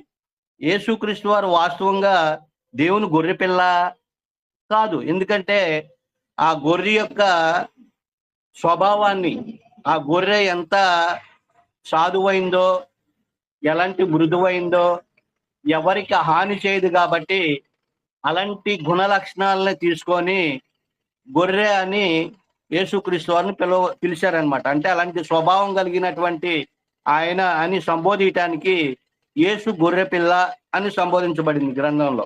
అలాగే యేసుక్రీస్తు వారి గురించి యేసు యోధా గోత్రపు సింహము అని సంబోధించబడింది. యేసు యోధా గోత్రపు సింహము అని. అంటే యేసుక్రీస్తు వాస్తవంగా సింహమా అంటే సింహము కాదండి. యేసుక్రీస్తు వారు రేపు 2వ రాకడలో అంటే సింహము లాంటి స్వభావాన్ని కలిగి వస్తున్నాడు అని. అంటే సింహము యొక్క స్వభావం ఎలా ఉంటుంది? సింహము ఆకలేసిందంటే అడవిలో బ్రతుకున్న జంతువునే వేటాడి దాని రక్తాన్ని తిని, మాంసాన్ని తిని మూతి తుడుచుకుంటూ టీవీగా వెళ్ళిపోయేటువంటి స్వభావం కలిగింది సింహం. కాబట్టి యేసుక్రీస్తు వారిని ఎలా పోల్చారంటే భూమి మీద ఉన్నప్పుడేమో ఆయన చక్కగా అందరికీ మంచి గొర్రె స్వభావంతో వాక్యాన్ని బోధించెళ్ళాడు.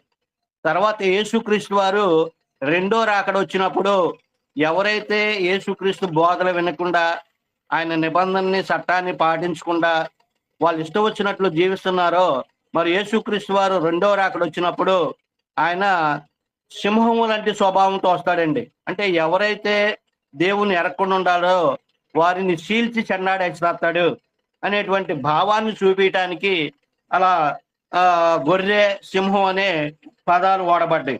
ఇది ఉపమానం అంటే దీని యొక్క అర్థాన్ని చూసాం. అలాగే ఉపమానం యొక్క నిర్వచనం ఏంటి అనేటువంటి విషయాన్ని మనం గమనించినట్టయితే ఉపమానం యొక్క నిర్వచనము ఒక వ్యక్తి ఒక విషయాన్ని మరో వ్యక్తికి తెలియజేయటానికి ఆ విషయాన్ని డైరెక్ట్గా అతనికి చెప్పకుండా కొన్ని వస్తువులను ఉదాహరణగా లేక సాదృశ్యంగా తీసుకొని వాటిని పోల్చి గూఢార్థంగా లేక మర్మముగా తెలియజేయటమే ఉపమానము. అలాగే ఉదాహరణ తీసుకుంటే కొంతమంది ఈ లోకంలో పెద్దలు కొన్ని సామెతలు వాడతారు. ఏమని? పిల్లి పాలు తాగుతుంటే నన్ను ఎవరు చూస్తలేదులే అనుకొని పిల్లి పాలు తాగుతుందంట అనే సామెత వాడతారు. అలాగే అత్త కోడలికి బుద్ధి చెప్పి చెడ్డి నాకింది అనే సామెతలు కూడా వాడతారు. అలాగే గురిగింద సామెతలు కూడా వాడతారండి. ఈ సామెతలు ఎందుకు వాడతారు అనేటువంటి విషయాన్ని చూసుకుంటే, ఒకడు తప్పు చేసి తన తప్పుని ఎవరు చూడలేదులే, ఎవరికి తెలియలేదులే అనుకొని ధైర్యంగా తిరుగుతున్న సమయంలో తాను చేసినటువంటి తప్పు మరి ఎవరికైనా తెలిస్తే ఆ తెలిసిన వ్యక్తి ఏం చేస్తాడంటే అతనికి డైరెక్ట్ గా చెప్పకుండా ఇండైరెక్ట్ గా మర్మంగా మరి యొక్క సామెతలు వాడతాడనేది మనం గమనించాలి. కాబట్టి ఇది ఉపమానం యొక్క నిర్వచనం. అలాగే బైబిల్లో ప్రకారంగా ఉదాహరణ తీసుకుందాము. ఈ యొక్క ఉపమానాన్ని ఇలా ఎందుకు తప్పు చేసిన వ్యక్తి డైరెక్ట్ గా చెప్పరో, మరి ఇండైరెక్ట్ ఎందుకు చెప్తున్నారో అనేటువంటి విషయాన్ని మన బలమైనటువంటి ఉదాహరణ గ్రంథంలో నుంచి మనం తీసుకుందామండి. సామెతలు 2వ గ్రంథము 12వ అధ్యాయము 1 నుంచి 15 వచనాలు ఉన్నటువంటి సమాచార ప్రకారము అక్కడ మంచి ఉదాహరణగా ఉపమానం యొక్క భావం ఏంటో అక్కడ ఉంది. ఒకసారి చదువుకుందాము. 2వ సమూయేలు గ్రంథము 12వ అధ్యాయము 1 నుంచి 15 వచనాల్లో ఉన్న సమాచారాన్ని మనం చదువుకుందామండి. కావున యెహోవా నాతానును దావీదు నొద్దకు పంపాను. అతడు వచ్చి దావీదుతో ఇట్లనెను, ఒకానొక పట్టణమందు 2 మనుషులు ఉండిరి. ఒకడు ఐశ్వర్యవంతుడు, ఒకడు దరిద్రుడు. ఐశ్వర్యవంతునికి విస్తారమైన గొర్రెలను గొడ్లను కలిగి ఉండెను. అయితే ఆ దరిద్రునికి తాను కొనుక్కొనిన ఒక చిన్న ఆడగొర్రె పిల్ల తప్ప ఏమీ లేకపోయాను. వాడు దానిని పెంచుకొనుచుండగా అది వాని యొద్దను వాని బిడ్డ యొద్దను ఉండి పెరిగి వాని చేతి ముద్దలు తినుసు, వాని గిన్నెలోనిది త్రాగుసు, వాని కౌగిట పండుకొనుసు, వానికి కుమార్తె వలె ఉండెను. అట్లుండగా మార్గదర్శకుడు ఐశ్వర్యవంతుని వద్దకు వచ్చాను. అతడు తన వద్దకు వచ్చి మార్గస్థునికి ఆయత్తము చేయుటకు తన గొర్రెలలో గాని గొడ్లలో గాని దేనిని పట్టునొల్లక ఆ దరిద్రుని గొర్రెపిల్లను పట్టుకొని తన వద్దకు వచ్చిన వానికి ఆయత్తము చేసెను. దావీదు ఈ మాట విని ఆ మనుషుని మీద బహుగా కోపగించుకొని, యెహోవా జీవంతోడు నిశ్చయముగా ఈ కార్యం చేసిన వాడు మరణపాత్రుడు, వాడు కనికరము లేక ఈ కార్యము చేసిన గనుక ఆ గొర్రె పిల్లకు ప్రతిగా 4 గొర్రెపిల్లలు నీయవలెనని నాతానుతో చెప్పాను. ఇక్కడ విషయం ఏంటంటే, మరి దావీదు గారు తన తప్పు చేసి ఎవరు చూడలేదులే, ఎవరికి తెలియదులే అనుకొని ఊరియా భార్యతో తప్పు చేస్తాడు. తప్పు చేయటమే కాకుండా మరి ఊరియాను కూడా మరి సైన్యంలో పెట్టి చంపిస్తాడు. ఈ విషయాలు ఎవరికి తెలియదులే అనుకొని తాను మనసులో పెట్టుకొని ఉన్నాడండి. ఉన్నప్పుడు మరి దేవుడు ఊరుకుంటాడండి? దేవుడు అందరి హృదయ ఆలోచనలు ఎరిగిన దేవుడు. మన తలంపులు పుట్టక మునిపే ఆయనకి ఎరిగే ఉన్నాయి. ఆయన ఎరిగిన వాడు కనుక అతని దగ్గరికి ఎలా పంపించాడండి దేవుడు అంటే, ఒక ప్రవక్తను పంపించి డైరెక్ట్ గా చెప్పకుండా, మరి ఆ ప్రవక్త డైరెక్ట్ గా చెప్పాడు అనుకోండి, ఓయి దావీదు నువ్వు వ్యభిచారివి, తప్పు చేసావు, దొంగవి అని డైరెక్ట్ గా చెప్పాడు అనుకోండి, రాజుగారు తన అధికారంతో ఆ ప్రవక్తను చంపేపిచ్చేస్తాడు. కాబట్టి అతనికి కొన్ని విషయాలు అర్థమయ్యి అర్థం కానట్టుగా, తెలిసి తెలియనట్టుగా ఆయన నాతాను ప్రవక్త ద్వారా ఆయన మరి ఆ ఉపమాన భావాన్ని తెలియజేశాడండి. చూడండి, మరి దావీదు గారు యొక్క దావీదు గారికే కోపం వచ్చిందండి. అట్లా చేసిన వారు ఎవరు అని కోపపడిపోయాడు. కానీ నాతాను ఏమన్నాడంటే, నాతాను దావీదును చూసి ఈ మనుషుడవు నీవే. చూడండి ఎంత మరి ఉపమాన రీతిగా ఆయనకు బోధించాడంటే, మరి ఆ వ్యక్తివి నీవే అని చెప్పినప్పుడు మరి ఆయన యొక్క అవయవాలు కుంగిపోయినాయండి. కాబట్టి ఉపమానం యొక్క నిర్వచనం ఇది ఏంటంటే, ఒక వ్యక్తి తప్పు చేస్తే తప్పుని ఎవరు చూస్తలేదులే అనుకొని దాచుకొని ఉన్నప్పుడు ఆ తప్పు వేరే వాళ్ళకి, దొంగతనం అనేది అదే వ్యభిచారం అనేది ఏది దాగదు. కాబట్టి ఒక వ్యక్తి తెలిసినప్పుడు అతను డైరెక్ట్ గా చెప్పకుండా ఇలా ఇండైరెక్ట్ గా చెప్పి అతన్ని హెచ్చరిస్తాం. ఇదే ఉపమానం యొక్క నిర్వచనము అనేటువంటిది మనం చూడగలం. అలాగే మూడో విషయానికి వెళ్దాము. యేసు ఎందుకు వారికి ఉపమాన రీతిగా బోధించాలనుకున్నాడు? యేసు ఎందుకు ఉపమాన రీతిగా బోధించాలనుకున్నాడో ఒకసారి మత్తయి సువార్త 9వ అధ్యాయము 14వ వచనం చూద్దాం. అక్కడ వచ్చిన సమస్య ఏంటి? వాళ్ళు ఎందుకు ఆయన ఏమడిగారు? ఆయన యేసుక్రీస్తు వారు వారికి ఉపమాన రీతిగా బోధించాలని ఎందుకు ఫిక్స్ అయ్యాడు, ఎందుకు నిర్ణయం తీసుకున్నాడు అనేటువంటి విషయాలు మనం చూసుకున్నట్లయితే మత్తయి సువార్త 9వ అధ్యాయము 14వ వచనం చదువుకుందాం. అప్పుడు యోహాను శిష్యులు ఆయన వద్దకు వచ్చి, పరిసయ్యులను మేమును తరచుగా ఉపవాసము చేస్తున్నాము గాని నీ శిష్యులు ఉపవాసం చేయరు, దీనికి హేతువేమని అడగగా, అంటే కారణం ఏంటి? మేమును శాస్త్రుల పరిసయ్యులు వాళ్ళ శిష్యులు కానీ, మరి ధర్మశాస్త్ర ఉపదేశకులు వాళ్ళ శిష్యులు కానీ, మరి అందరము ఉపవాసం చేస్తున్నాము కదా, మరి నీ శిష్యులు ఎందుకు ఉపవాసం చేయరు అనేటువంటి క్వశ్చన్ వేశారండి. మరి క్వశ్చన్ వేసినప్పుడు మరి యేసుక్రీస్తు వారు వాళ్ళకి జవాబు చెప్పాలి కదా. మరి జవాబు చెప్పాలంటే ఆయన ఉపమాన రీతిగా బోధిస్తున్నాడు. ఏమని బోధిస్తున్నాడు, ఎందుకు బోధిస్తున్నాడు, ఏమని బోధించాడు అనేటువంటి విషయాలు చూసుకుంటే మనం 13వ వచనం చదువుకుందాం. యేసు పెండ్లి కుమారుడు తనతో కూడా నుండు కాలమున పెండ్లింటి వారు దుఃఖపడగలరా?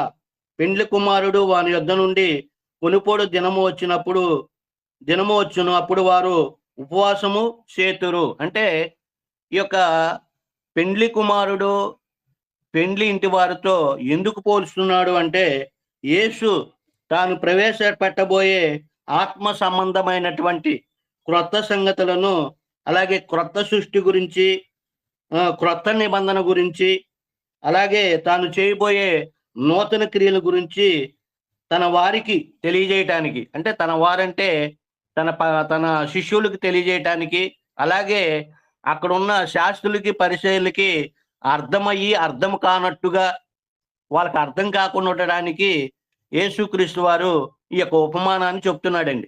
అంటే యేసుక్రీస్తు వారు ఉపమానం యొక్క ఉద్దేశం ఏంటంటే, ఒక ఆత్మ సంబంధమైనటువంటి క్రొత్త సంగతులు, క్రొత్త నిబంధనని, కొత్త సృష్టిని, నూతన క్రియలు చేయబోతున్నాను అని చెప్పటానికి ఆయన ఏం చేశాడంటే ఉపమాన రీతిగా బోధిస్తున్నట్టుగా మనం చూడగలం. అలాగే ఎందుకు ఆయన ఉపమాన రీతిగా బోధిస్తున్నాడు అని మాకు అర్థం కావట్లేదు, నువ్వెందుకు ఉపమాన రీతిగా బోధిస్తున్నావని అక్కడ ఉన్నటువంటి తన శిష్యులు మరి యేసుక్రీస్తు వారిని అడిగినట్టుగా మనం చూడగలమండి. ఎందుకు ఇలా బోధిస్తున్నావు అని అడిగినప్పుడు ఆయన వారికి సమాధానం చెప్తున్నాడు. మత్తయి సువార్త 13వ అధ్యాయము 10వ వచనం చదువుదామండి. తన శిష్యులు వచ్చి, నువ్వు ఉపమాన రీతిగా ఎందుకు వారితో మాట్లాడుతున్నావని ఆయన అడుగగా, ఆయన వారితో ఇట్లనను, పరలోక రాజ్య మర్మములో ఎరుగుట మీకు అనుగ్రహింపబడి ఉన్నది కానీ వారికి అనుగ్రహింపబడలేదు. ఇక్కడ ఎందుకో చెప్తున్నాడు. యేసుక్రీస్తు వారిని అడిగారు, మాకు ఉపమాన రీతిగా బోధిస్తున్నావు కదా, అసలు ఆ ఉపమానం యొక్క భావం ఏంటో, ఆ యొక్క పెండ్లి కుమారుడు పెండ్లి ఇంటి వారు ఎవరు, ఎందుకు ఇలా పోల్చి చెప్తున్నావు అని అడిగినప్పుడు అప్పుడు చెబుతున్నాడు డైరెక్ట్ గా తన శిష్యులు చెబుతున్నాడు, నేను ప్రవేశపెట్టబోయేటువంటి క్రొత్త సంగతులు, రాజ్య మర్మాలు మీరు గ్రహించాలి, వాళ్ళకి అర్థం కాకూడదు. మీరు గ్రహించటానికే నేను ఈ యొక్క ఉపమానాన్ని చెప్తున్నానని వారికి తెలియజేసినట్టుగా మనం చూడగలం. అలాగే యేసుక్రీస్తు వారు భూమి మీద ఉండంగా ఉపమానం లేకుండా ఏది బోధించలేదండి. ఉపమానం లేకుండా ఏది బోధించలేదు. ఎందుకని ఉపమాన రీతిగా బోధించాడు అంటే, మరి తండ్రి అయిన దేవుడు, నేను నా కుమారుని ఈ లోకానికి పంపిస్తాను, ఆయన నోట నుంచి మరి ఉపమాన భావాలు పలికిస్తాను అనేటువంటి విషయాలు ముందుగానే తండ్రి అయిన దేవుడు ప్రవక్త ద్వారా తెలియజేశాడు. మరి తండ్రి ఏమైతే మరి ఆయనకి నేర్పి పంపించాడో ఆ విషయాలే బోధించాలి. కాబట్టి ఆయన ఒక సందర్భంలో చెప్తున్నాడు. ఏమని చెప్తున్నాడు? మత్తయి సువార్త 13వ అధ్యాయము 34, 35 వచనాల్లో చదువుకుంటే ఆయన ఉపమానాన్ని ఎందుకు బోధిస్తున్నాడో కూడా మంచిగా వివరిస్తున్నాడు. ఆ విషయాన్ని చూద్దాం. నేను నా నోరు తెరిచి ఉపమాన రీతిగా బోధించేదను, లోకము పుట్టినది మొదలుకొని మరుగు చేయబడిన సంగతులు తెలియజెప్పేదను అని ప్రవక్త చెప్పిన మాటలు నెరవేరినట్లు యేసు ఈ సంగతులన్నిటినీ జనసమూహములకు ఉపమాన రీతిగా బోధించెను. ఉపమానము లేక వారికి ఏమీ బోధించలేదు. అంటే లోకం పుట్టినది మొదలుకొని మర్మంగా ఉంచబడినటువంటి విషయాలు, అంటే ఆయన ఒక క్రొత్త నిబంధనని ఇవ్వాలని, ఆ క్రొత్త నిబంధన ద్వారా ఒక మధ్యవర్తి అయినటువంటి యేసుక్రీస్తు వారిని లోకాన్ని పంపించాలని, ఆయన్ని రక్షకుడిగా ఈ లోకంలో ఉండాలని, అందరి పాపాలు తీసివేయాలని, అలాగే పాపం చేత మరి అపరాధాల చేత చచ్చినటువంటి వారిని పరిశుద్ధులుగా చేయాలి. పరిశుద్ధులుగా ఉంటేనే నేను రేపు నిత్యరాజ్యంలో వీళ్ళని చేర్చుకుంటాను అనేటువంటి గొప్ప విషయాలు మర్మంగా ఉన్నాయి అప్పుడు ధర్మశాస్త్రం ఇవ్వబడినప్పుడు. కాబట్టి ఆ గొప్ప మర్మాలని మరి ప్రజలందరికీ బహిర్గతంగా తెలియజేయాలనేటువంటి ఉద్దేశంతో ఆయన ఏం చేశాడంటే ఉపమాన రీతిగా బోధిస్తున్నట్టుగా మనం చూడగలం. మరి ఉపమాన రీతిగా బోధిస్తే ప్రజలకి ఏం అర్థమైద్ది అని మనం అనుకోవచ్చు. కానీ వెంటనే డైరెక్ట్ గా ఆ సమయంలో శాస్త్రులు, పరిచయులు, ధర్మశాస్త్రోపదేశకులకి డైరెక్ట్ గా చెప్పేశారు అనుకోండి సంగతులు, వాళ్ళు ముందుగానే ఇబ్బంది పెడతారు యేసుక్రీస్తు వారిని. కాబట్టి తన టైము ఎంతవరకు భూమి మీద ఉండి ఎంతవరకు బోధించాలో ఆ బోధించే కాలం వరకు ఆయన భూమి మీద ఉండాలి. కాబట్టి ఆయన వాళ్ళకి ఉపమాన రీతిగా బోధించినట్టుగా మనము చూడగలం. అలాగే ఈ ఉపమానంలో ఆయన ఏమి యొక్క సందేశాన్ని తెలియజేయాలనుకున్నాడంటే, పాత నిబంధన ఆచారాలకు, పద్ధతులకు ఇక కాలము చెల్లు, ఇక ఇవి తీసివేయబడుచున్నవి, వాటిని మార్చబోచున్నానని తెలియజేయటానికి, అలాగే ఆ అజ్ఞాన కాలంలో దేవుడు సూచి చూడనట్టుగా ఉన్నాడు, ఇది విజ్ఞాన కాలము రాబోతుంది అని ముందుగా హెచ్చరించటానికి, ఇక పాత జీవితం నుండి క్రొత్త జీవితానికి మీరు పరివర్తన చెందాలి. అక్కడ ఉపమానంలో ఆయన చెప్పాలన్నది ఏంటంటే, ఇక పాత జీవితం నుండి క్రొత్త జీవితంలోనికి మీరు పరివర్తన చెందబోతున్నారు. మీరిక పాత పద్ధతులు, ఆచారాలు మాని కొత్త పద్ధతులు నేర్చుకోండి అని హెచ్చరించటానికి యేసు ఉపమాన రీతిగా బోధిస్తున్నట్టుగా మనం చూడగలం. అలాగే ఇప్పుడు వరకు ఇంకా 4వ విషయంలోకి వెళ్దాము. 4వ విషయం ఏంటంటే, యేసు ఈ ఉపమానాన్ని ఎవరికి చెప్పారు అంటే, ఎవరికి చెప్పారు, విన్న శ్రోతలు ఎవరంటే, లూకా సువార్త 5వ అధ్యాయము 17, 37 వచనాలు ఉన్న సమాచార ప్రకారము అక్కడ ఎవరున్నారంటే, ఎవరికి చెప్పాడు అనేటువంటి విషయాలు చూసుకుంటే, ఒకటి ధర్మశాస్త్రోపదేశకులకి, శాస్త్రులకి, పరిచయులకి, వాళ్ళ శిష్యులకి, అలాగే సుంకరులకి, ఒక ప్రభుత్వ అధికారి అయినటువంటి ఒక ఆయనకి, అలాగే యోహాను శిష్యులకి, యేసుక్రీస్తు వారి శిష్యులకి, అక్కడ ఉన్నటువంటి వారికే ఈ యొక్క ఉపమాన భావాన్ని చెప్పినట్టుగా మనం చూడగలం. వారు కూడా ఆ యొక్క ఉపమాన భావాల్ని విన్నట్టుగా మనం చూడగలం. వారు యేసుని ప్రశ్నించినప్పుడు ఏమని ప్రశ్నించారు? యోహాను శిష్యులు వచ్చి మరి మేమును శాస్త్రులు పరిచయులు వాళ్ళ శిష్యులు అందరము ఉపవాసం ఉంటున్నాం కదా, నీ యొక్క శిష్యులు ఎందుకు ఉపవాసం చేయరు అనేటువంటి విధానం ప్రశ్నించినప్పుడు మరి వాళ్ళకి జవాబు చెప్పాలి కాబట్టి మరలా వారు అక్కడ సందర్భం ఏంటంటే వారి మధ్యన కొన్ని సంభాషణలు జరిగినాయి. ఏంటి సంభాషణలు అంటే, ఒక లేవిని ఇంటికి విందుకు పిలువబడ్డారండి వీళ్ళందరూ. ఎవరు? యేసుక్రీస్తు వారు, అలాగే అక్కడ ఉన్నటువంటి ధర్మశాస్త్ర ఉపదేశకులు, శాస్త్రులు, పరిచయులు.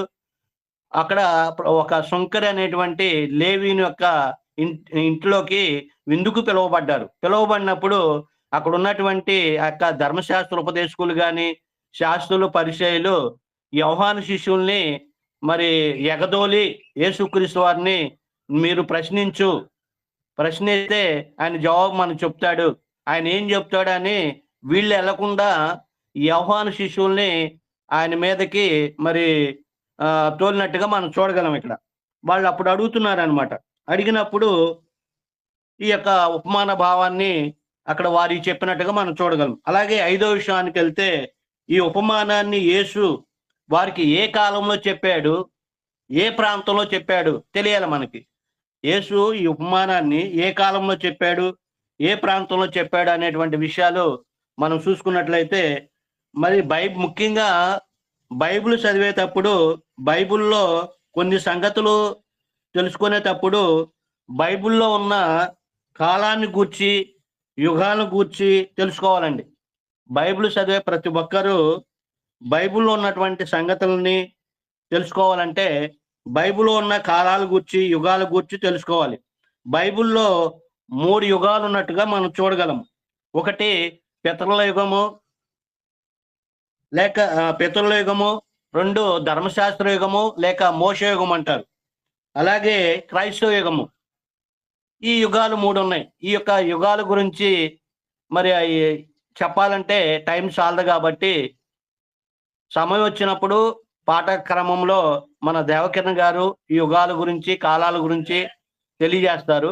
కాబట్టి బైబిల్లో 3 యుగాలు ఉన్నాయని నేను పితరుల యుగము, ధర్మశాస్త్ర యుగం అంటే మోషే యుగం అని, అలాగే క్రైస్తవ యుగము, ఈ 3 యుగాలు ఉన్నాయనేది తెలియాలి.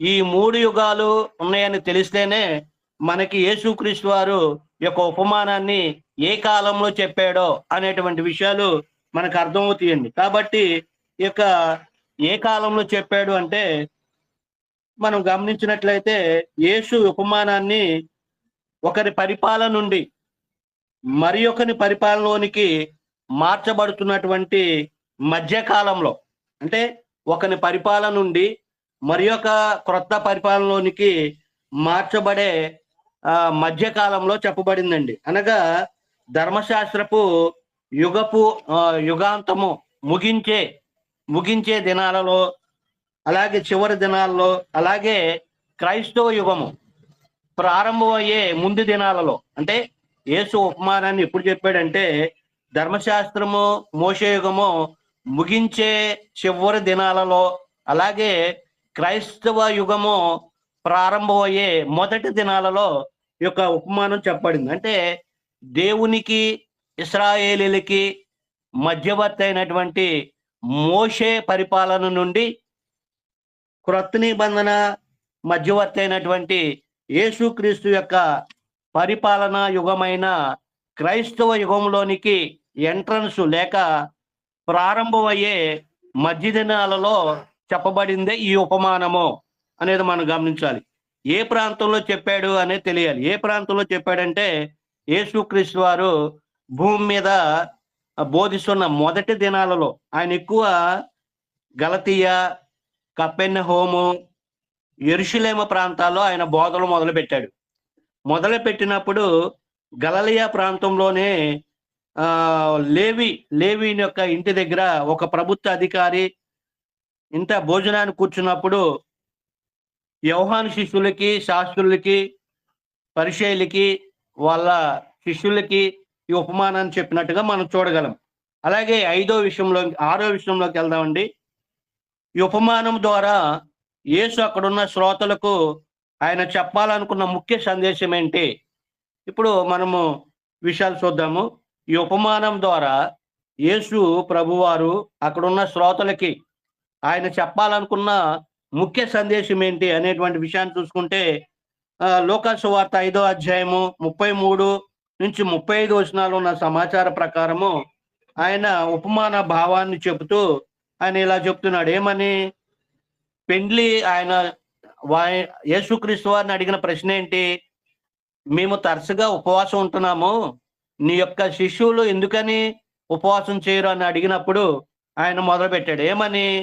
పెండ్లి కుమారుడు పెండ్లి ఇంట ఉన్నప్పుడు పెండ్లి కుమారునితో ఎవరైనా ఉపవాసము చేయించగలరా అని అడుగుతూ చెప్తున్నాడు ఉపమానం. అసలు ఆ యొక్క ఉపమాన భావం ఏంటి, ఆ ఉపమానం ద్వారా ఏమి సందేశాన్ని వారికి తెలియజేయాలనుకున్నాడు అనేటువంటి విషయాలు చూసుకుంటే, పెండ్లి కుమారుడు పెండ్లి ఇంటి వారు ఎవరు, వారితో ఎందుకు ఉపవాసం చేయించలేరు ఎవరు అనేటువంటి విషయాన్ని చూసుకుంటే, పెండ్లి ఇంటి వారు ఎప్పుడు ఉపవాసం చేస్తారండి?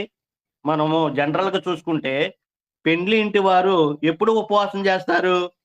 పెండ్లి కుమారుడు కొద్ది నిమిషాలలో పెండ్లి కుమార్తె మెడలో తాళి కట్టాలనే సమయానికి పెండ్లి కుమారుడు జంప్ అయిపోయాడు అనుకోండి, పరిస్థితులు ఎలా ఉంటాయి?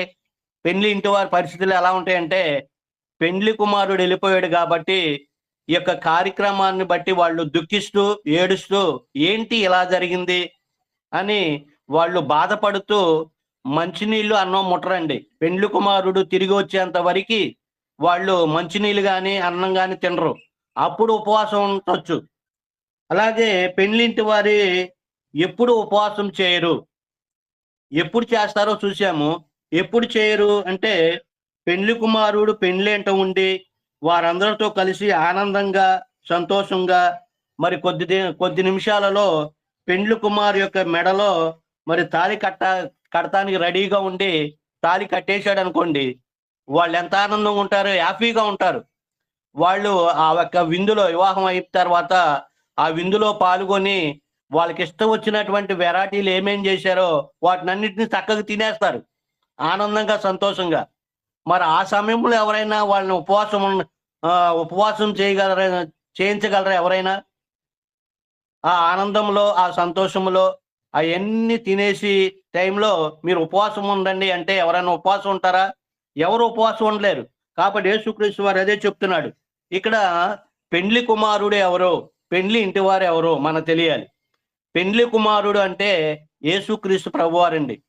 పెండ్లి ఇంటి వారు ఎవరంటే తన శిష్యులు. కాబట్టి పెండ్లి కుమారుడైనటువంటి నేను ఇక్కడ ఉండగా పెండ్లి ఇంటి వారితో మీరు ఉపవాసం చేయించగలరా అని అక్కడ ఉన్నటువంటి శాస్త్రుల్ని పరిచయుల్ని యోహాను శిష్యుల్ని ప్రశ్నిస్తున్నాడండి.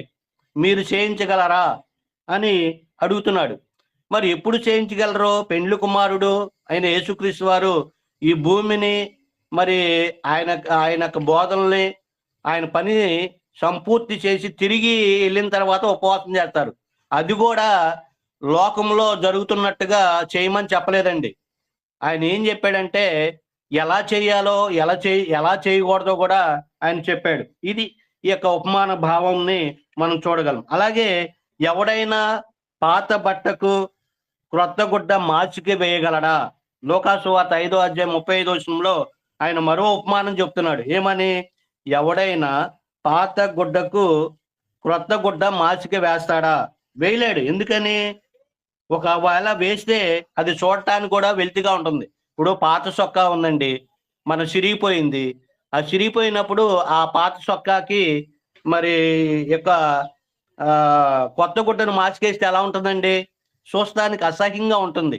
అసహ్యంగా ఉండటమే కాకుండా ఈ కొత్త మార్చికి ఏం చేస్తుందంటే ఆ పాత గుడ్డని మొత్తం చించేస్తుంది. కాబట్టి ఎవరు వేయరు. ఇది గమనించాలన్నమాట. దీంట్లో ఉన్నటువంటి సారాంశం ఏంటంటే, పాత చట్టానికి కొత్త చట్టాన్ని అతికించవద్దు లేక మార్చికి వేయొద్దు అని చెప్పటానికి ఈయన ఉపమానాన్ని తీసుకున్నాడండి. అంటే నేను ప్రవేశపెట్టబోయేటువంటి క్రొత్త చట్టానికి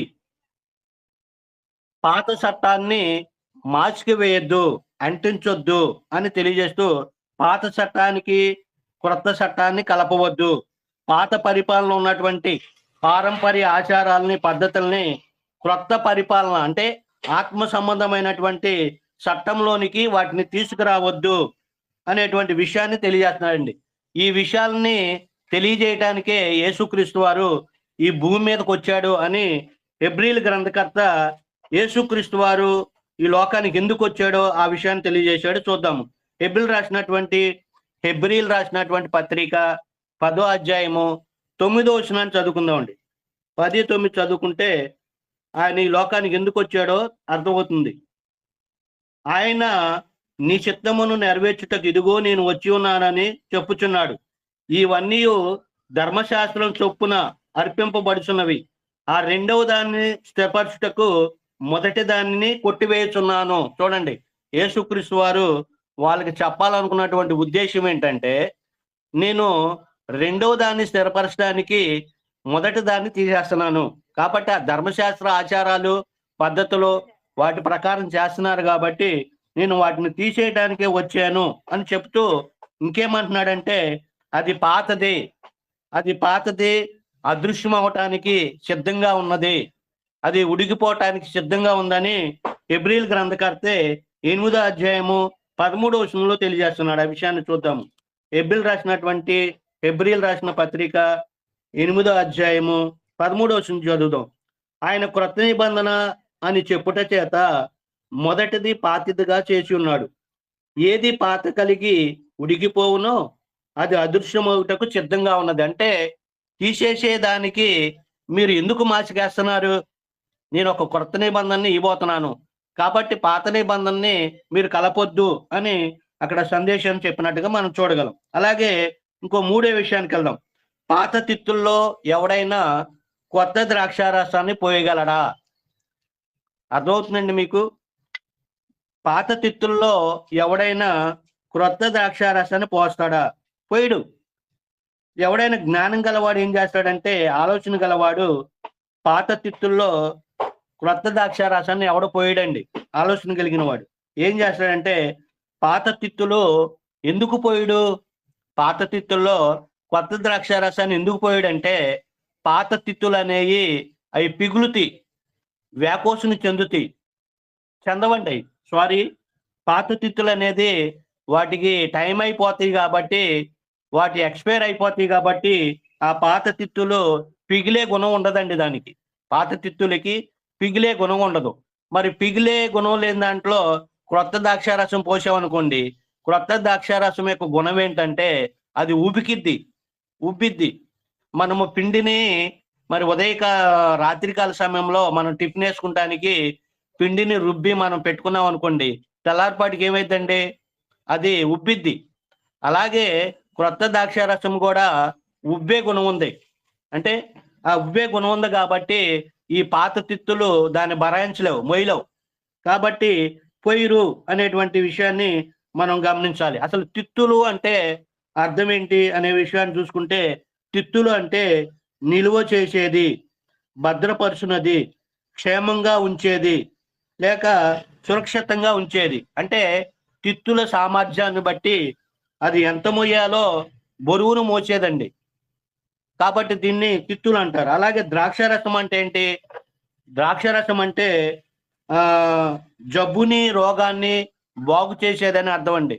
ద్రాక్షారసం అంటే మనిషికి వచ్చినటువంటి జబ్బుని, రోగాన్ని బాగు చేసేది అనేది గమనించాలి. అలనాడు ఇశ్రాయేలీల దేశంలో ఎక్కువగా ద్రాక్ష తోటలో ద్రాక్ష పంటలు వేసేవాళ్ళండి. వేసినప్పుడు ఆ ద్రాక్ష యొక్క పళ్ళు తీసుకొచ్చి గానుగులో పెట్టి ఏం చేసేవాళ్ళండి? తొక్కేవాళ్ళు. తొక్కినప్పుడు ఆ గానుగులో నుంచి ఆ రసం కారేది. ఆ రసాన్ని తీసి ఎక్కడ భద్రపరిచేవాళ్ళంటే తొట్టుల్లోనూ, అలాగే కుండల్లోనూ, తిత్తుల్లోనూ పోసేవాళ్ళండి. కాబట్టి వీటికి ఉపయోగించేవాళ్ళు అనేది మనం గమనించాలి. ఉపమానం ద్వారా వారికి చెప్పాలనుకున్నటువంటి ఆత్మీయ క్రొత్త సంగతులు ఏంటంటే, తిత్తులేమో నిబంధనలో పోలుస్తూ, ద్రాక్షారసమునేమో రక్తముతో పోలుస్తున్నాడండి దేవుడు. యేసుక్రీస్తు వారు ఉపమానంలో ఏం చెబుతున్నాడంటే, తిత్తులేమో నిబంధనతో పోలుస్తూ, ద్రాక్షారసాన్నేమో రక్తంతో పోలుస్తున్నాడు. అంటే పాత తిత్తులు పాత నిబంధనని, కొత్త తిత్తులు కొత్త నిబంధనని, అలాగే పాత ద్రాక్షారసము పాత నిబంధనలోనే పశువుల రక్తము. అంటే పాత ద్రాక్షారసం అంటే పాత నిబంధనలోనే పశువుల రక్తము అనేది మనం గమనించాలి. అలాగే క్రొత్త ద్రాక్షారసం అంటే క్రీస్తు యొక్క రక్తము అని తెలియజేసి వాళ్ళకి హెచ్చరిస్తూ చెప్తున్నాడు అనమాట. అంటే క్రొత్త ద్రాక్షారసం అయిన క్రీస్తు యొక్క నిబంధన రక్తమును పాత తిత్తులైనటువంటి పాత నిబంధనలో ఉన్నటువంటి రక్తముతో కలపవద్దు అనేటువంటి సందేశాన్ని ఆయన తెలియజేస్తున్నాడు. అలా కలిపితే ఏమైందంటే, అంటే కొత్తదాన్ని క్రొత్త నిబంధన క్రీస్తు రక్తాన్ని అలాగే పశువుల రక్తాన్ని కలిపేమనుకోండి, అదేమైందంటే ఆత్మ వ్యభిచారం అయిద్దని గ్రంథం తెలియజేస్తుందండి. అంటే క్రొత్త చట్టాన్ని పాత చట్టాన్ని అలాగే క్రొత్త ద్రాక్షారసాన్ని పాత ద్రాక్షారసంతో కలిపితే అదేమైందంటే బైబిల్ ఆత్మీయ వ్యభిచారం అని తెలియజేస్తుందండి. కాబట్టి ఇలాంటి ఆత్మీయ వ్యభిచారం చేసిన వాళ్ళం అవుతాం అనేది మనం గమనించాలి. ఈ విషయాన్ని రోమిలు రాసినటువంటి పత్రిక 7వ అధ్యాయము 1 నుంచి 4 వచనాల్లో ఉన్న సమాచారాన్ని బట్టి మనం తెలుసుకోవచ్చు. కాబట్టి మనము యొక్క ఉపమాన భావం ఏంటి అనేది మనం చూసుకుంటే, చాలా మంది మేము ఆచారాలు పాటిస్తాము, మేము ధర్మశాస్త్రం వలన మరి నీతిమంతులం అవుతామని చాలా మంది అనుకుంటున్నారు. ఇదే ఆలోచనలో కలిగి ఉన్నారండి. ఎవరు? శాస్త్రులు, పరిచయులు, వాళ్ళ యొక్క శిష్యులు కూడా ఏమనుకున్నారంటే మేము నీతిమంతులు అనుకుంటున్నారు. ధర్మశాస్త్రం అంతా మాకు తెలుసు, మేము ధర్మశాస్త్రం ప్రకారం నీతిమంతులు అనుకుంటున్నారు. కానీ ఎవడైనా ధర్మశాస్త్ర ప్రకారము నీతిమంతులని ఎవడు తీర్చబడలేదు అని యేసుక్రీస్తు వారు అపోస్తులకి తెలియజేశాడండి. కాబట్టి ఈ విషయాన్ని మనము గమనించాలి. అలాగే చాలా మంది ఈ యొక్క పాత చట్టాన్ని ఆచరిస్తూ వీటినే మేము నీతిమంతులం అనుకుంటున్నారు కాబట్టి వాళ్ళు శాపగ్రస్తులు అవుతారు అని గ్రంథం తెలియజేస్తుంది. కాబట్టి ఈ విషయాలు తెలియజేయటానికే యేసుక్రీస్తు ప్రభు వారు మరి వాళ్ళకు ఉపమాన రీతిగా బోధించాడు అనేది మనం తెలియాలి. ఇట్టి విషయాల ద్వారా మరి నాకు నేను హెచ్చరించుకుంటూ మీకు హెచ్చరిస్తూ ముగిస్తున్నాను. ఇప్పటి వరకు యొక్క ఉపమానంలో ఉన్నటువంటి భావాల గురించి మనము నేర్చుకొని ఉన్నాము. ఒకసారి గుర్తు చేస్తాను. ఉపమానం అంటే ఏంటో, దాని యొక్క పదానికి అర్థం ఏంటో చూసాము. ఉపమానం యొక్క నిర్వచనం ఏంటో చూసాము. అలాగే యేసు ఎందుకు వారికి ఉపమాన రీతిలో బోధించాడో చూసాము. ఈ ఉపమానాన్ని యేసు ఏ కాలంలో ఏ ప్రాంతంలో బోధించాడో చూసాము. ఈ ఉపమానము యేసు ఎక్కడ అక్కడ ఉన్నటువంటి శ్రోతలకు మరి ఆయన ఏమి సందేశాన్ని ఇచ్చాడో కూడా మనము స్పష్టంగా నేర్చుకున్నాము. ఇప్పటి వరకు శ్రద్ధగా మీ అందరికీ వందనాలు తెలియజేసుకుంటున్నానండి. ఈ అవకాశం ఇచ్చిన కార్యక్రమాన్ని నడిపిస్తున్నటువంటి మరి యవనస్తులు రవి గారికి కూడా, సారీ అండి, అయంకి రవికి కూడా వందనాలు తెలియజేస్తున్నాము. వందనాలండి. మీరే ముగింపు ప్రార్థన చేయండి బ్రదర్. ప్రార్థన. మమ్మల్ని మిక్కిలిగా ప్రేమించిన ప్రియ పరలోకపు తండ్రి, మీ ఘనమైన ఉన్నతమైన నామానికి స్తుతులు, స్తోత్రములు, కృతజ్ఞతలు తెలియజేసుకుంటున్నావు తండ్రి.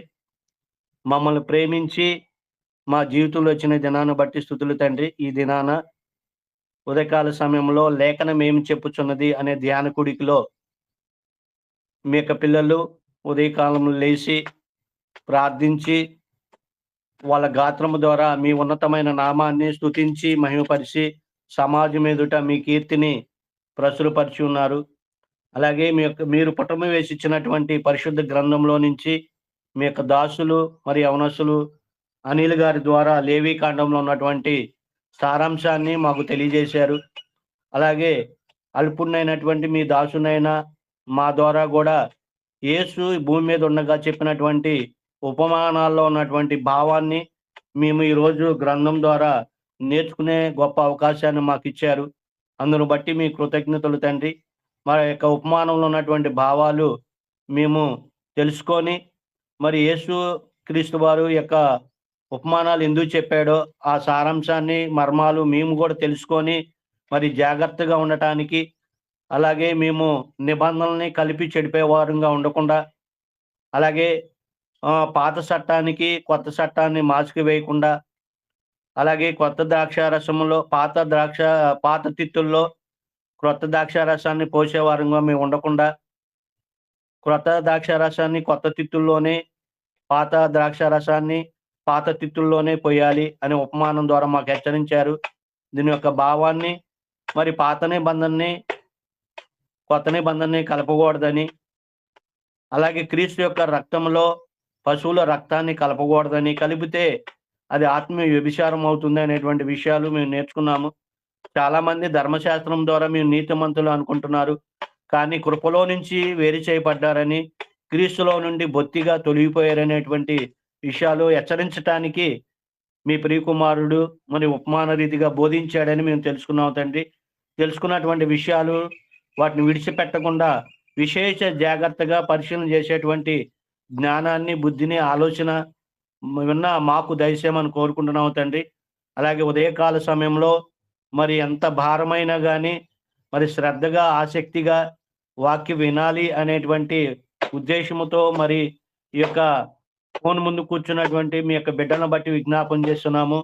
వారు ఏ ఏ సమస్యలు, ఇబ్బందులు ఉన్నారో మీరు ఎరిగిన దేవుడు కాబట్టి వాళ్ళ యొక్క సమస్యల్ని, ఇబ్బందుల్ని మీరు మరుగుపరిచి వారికి మంచి ఆరోగ్యాలు దయచేయండి తండ్రి. మంచి ఆరోగ్యాలు దయచేసినట్లయితే మరింత ఎక్కువగా మరి మీ యొక్క వాక్యాన్ని నేర్చుకుంటారని ఆశపడుతున్నాం తండ్రి.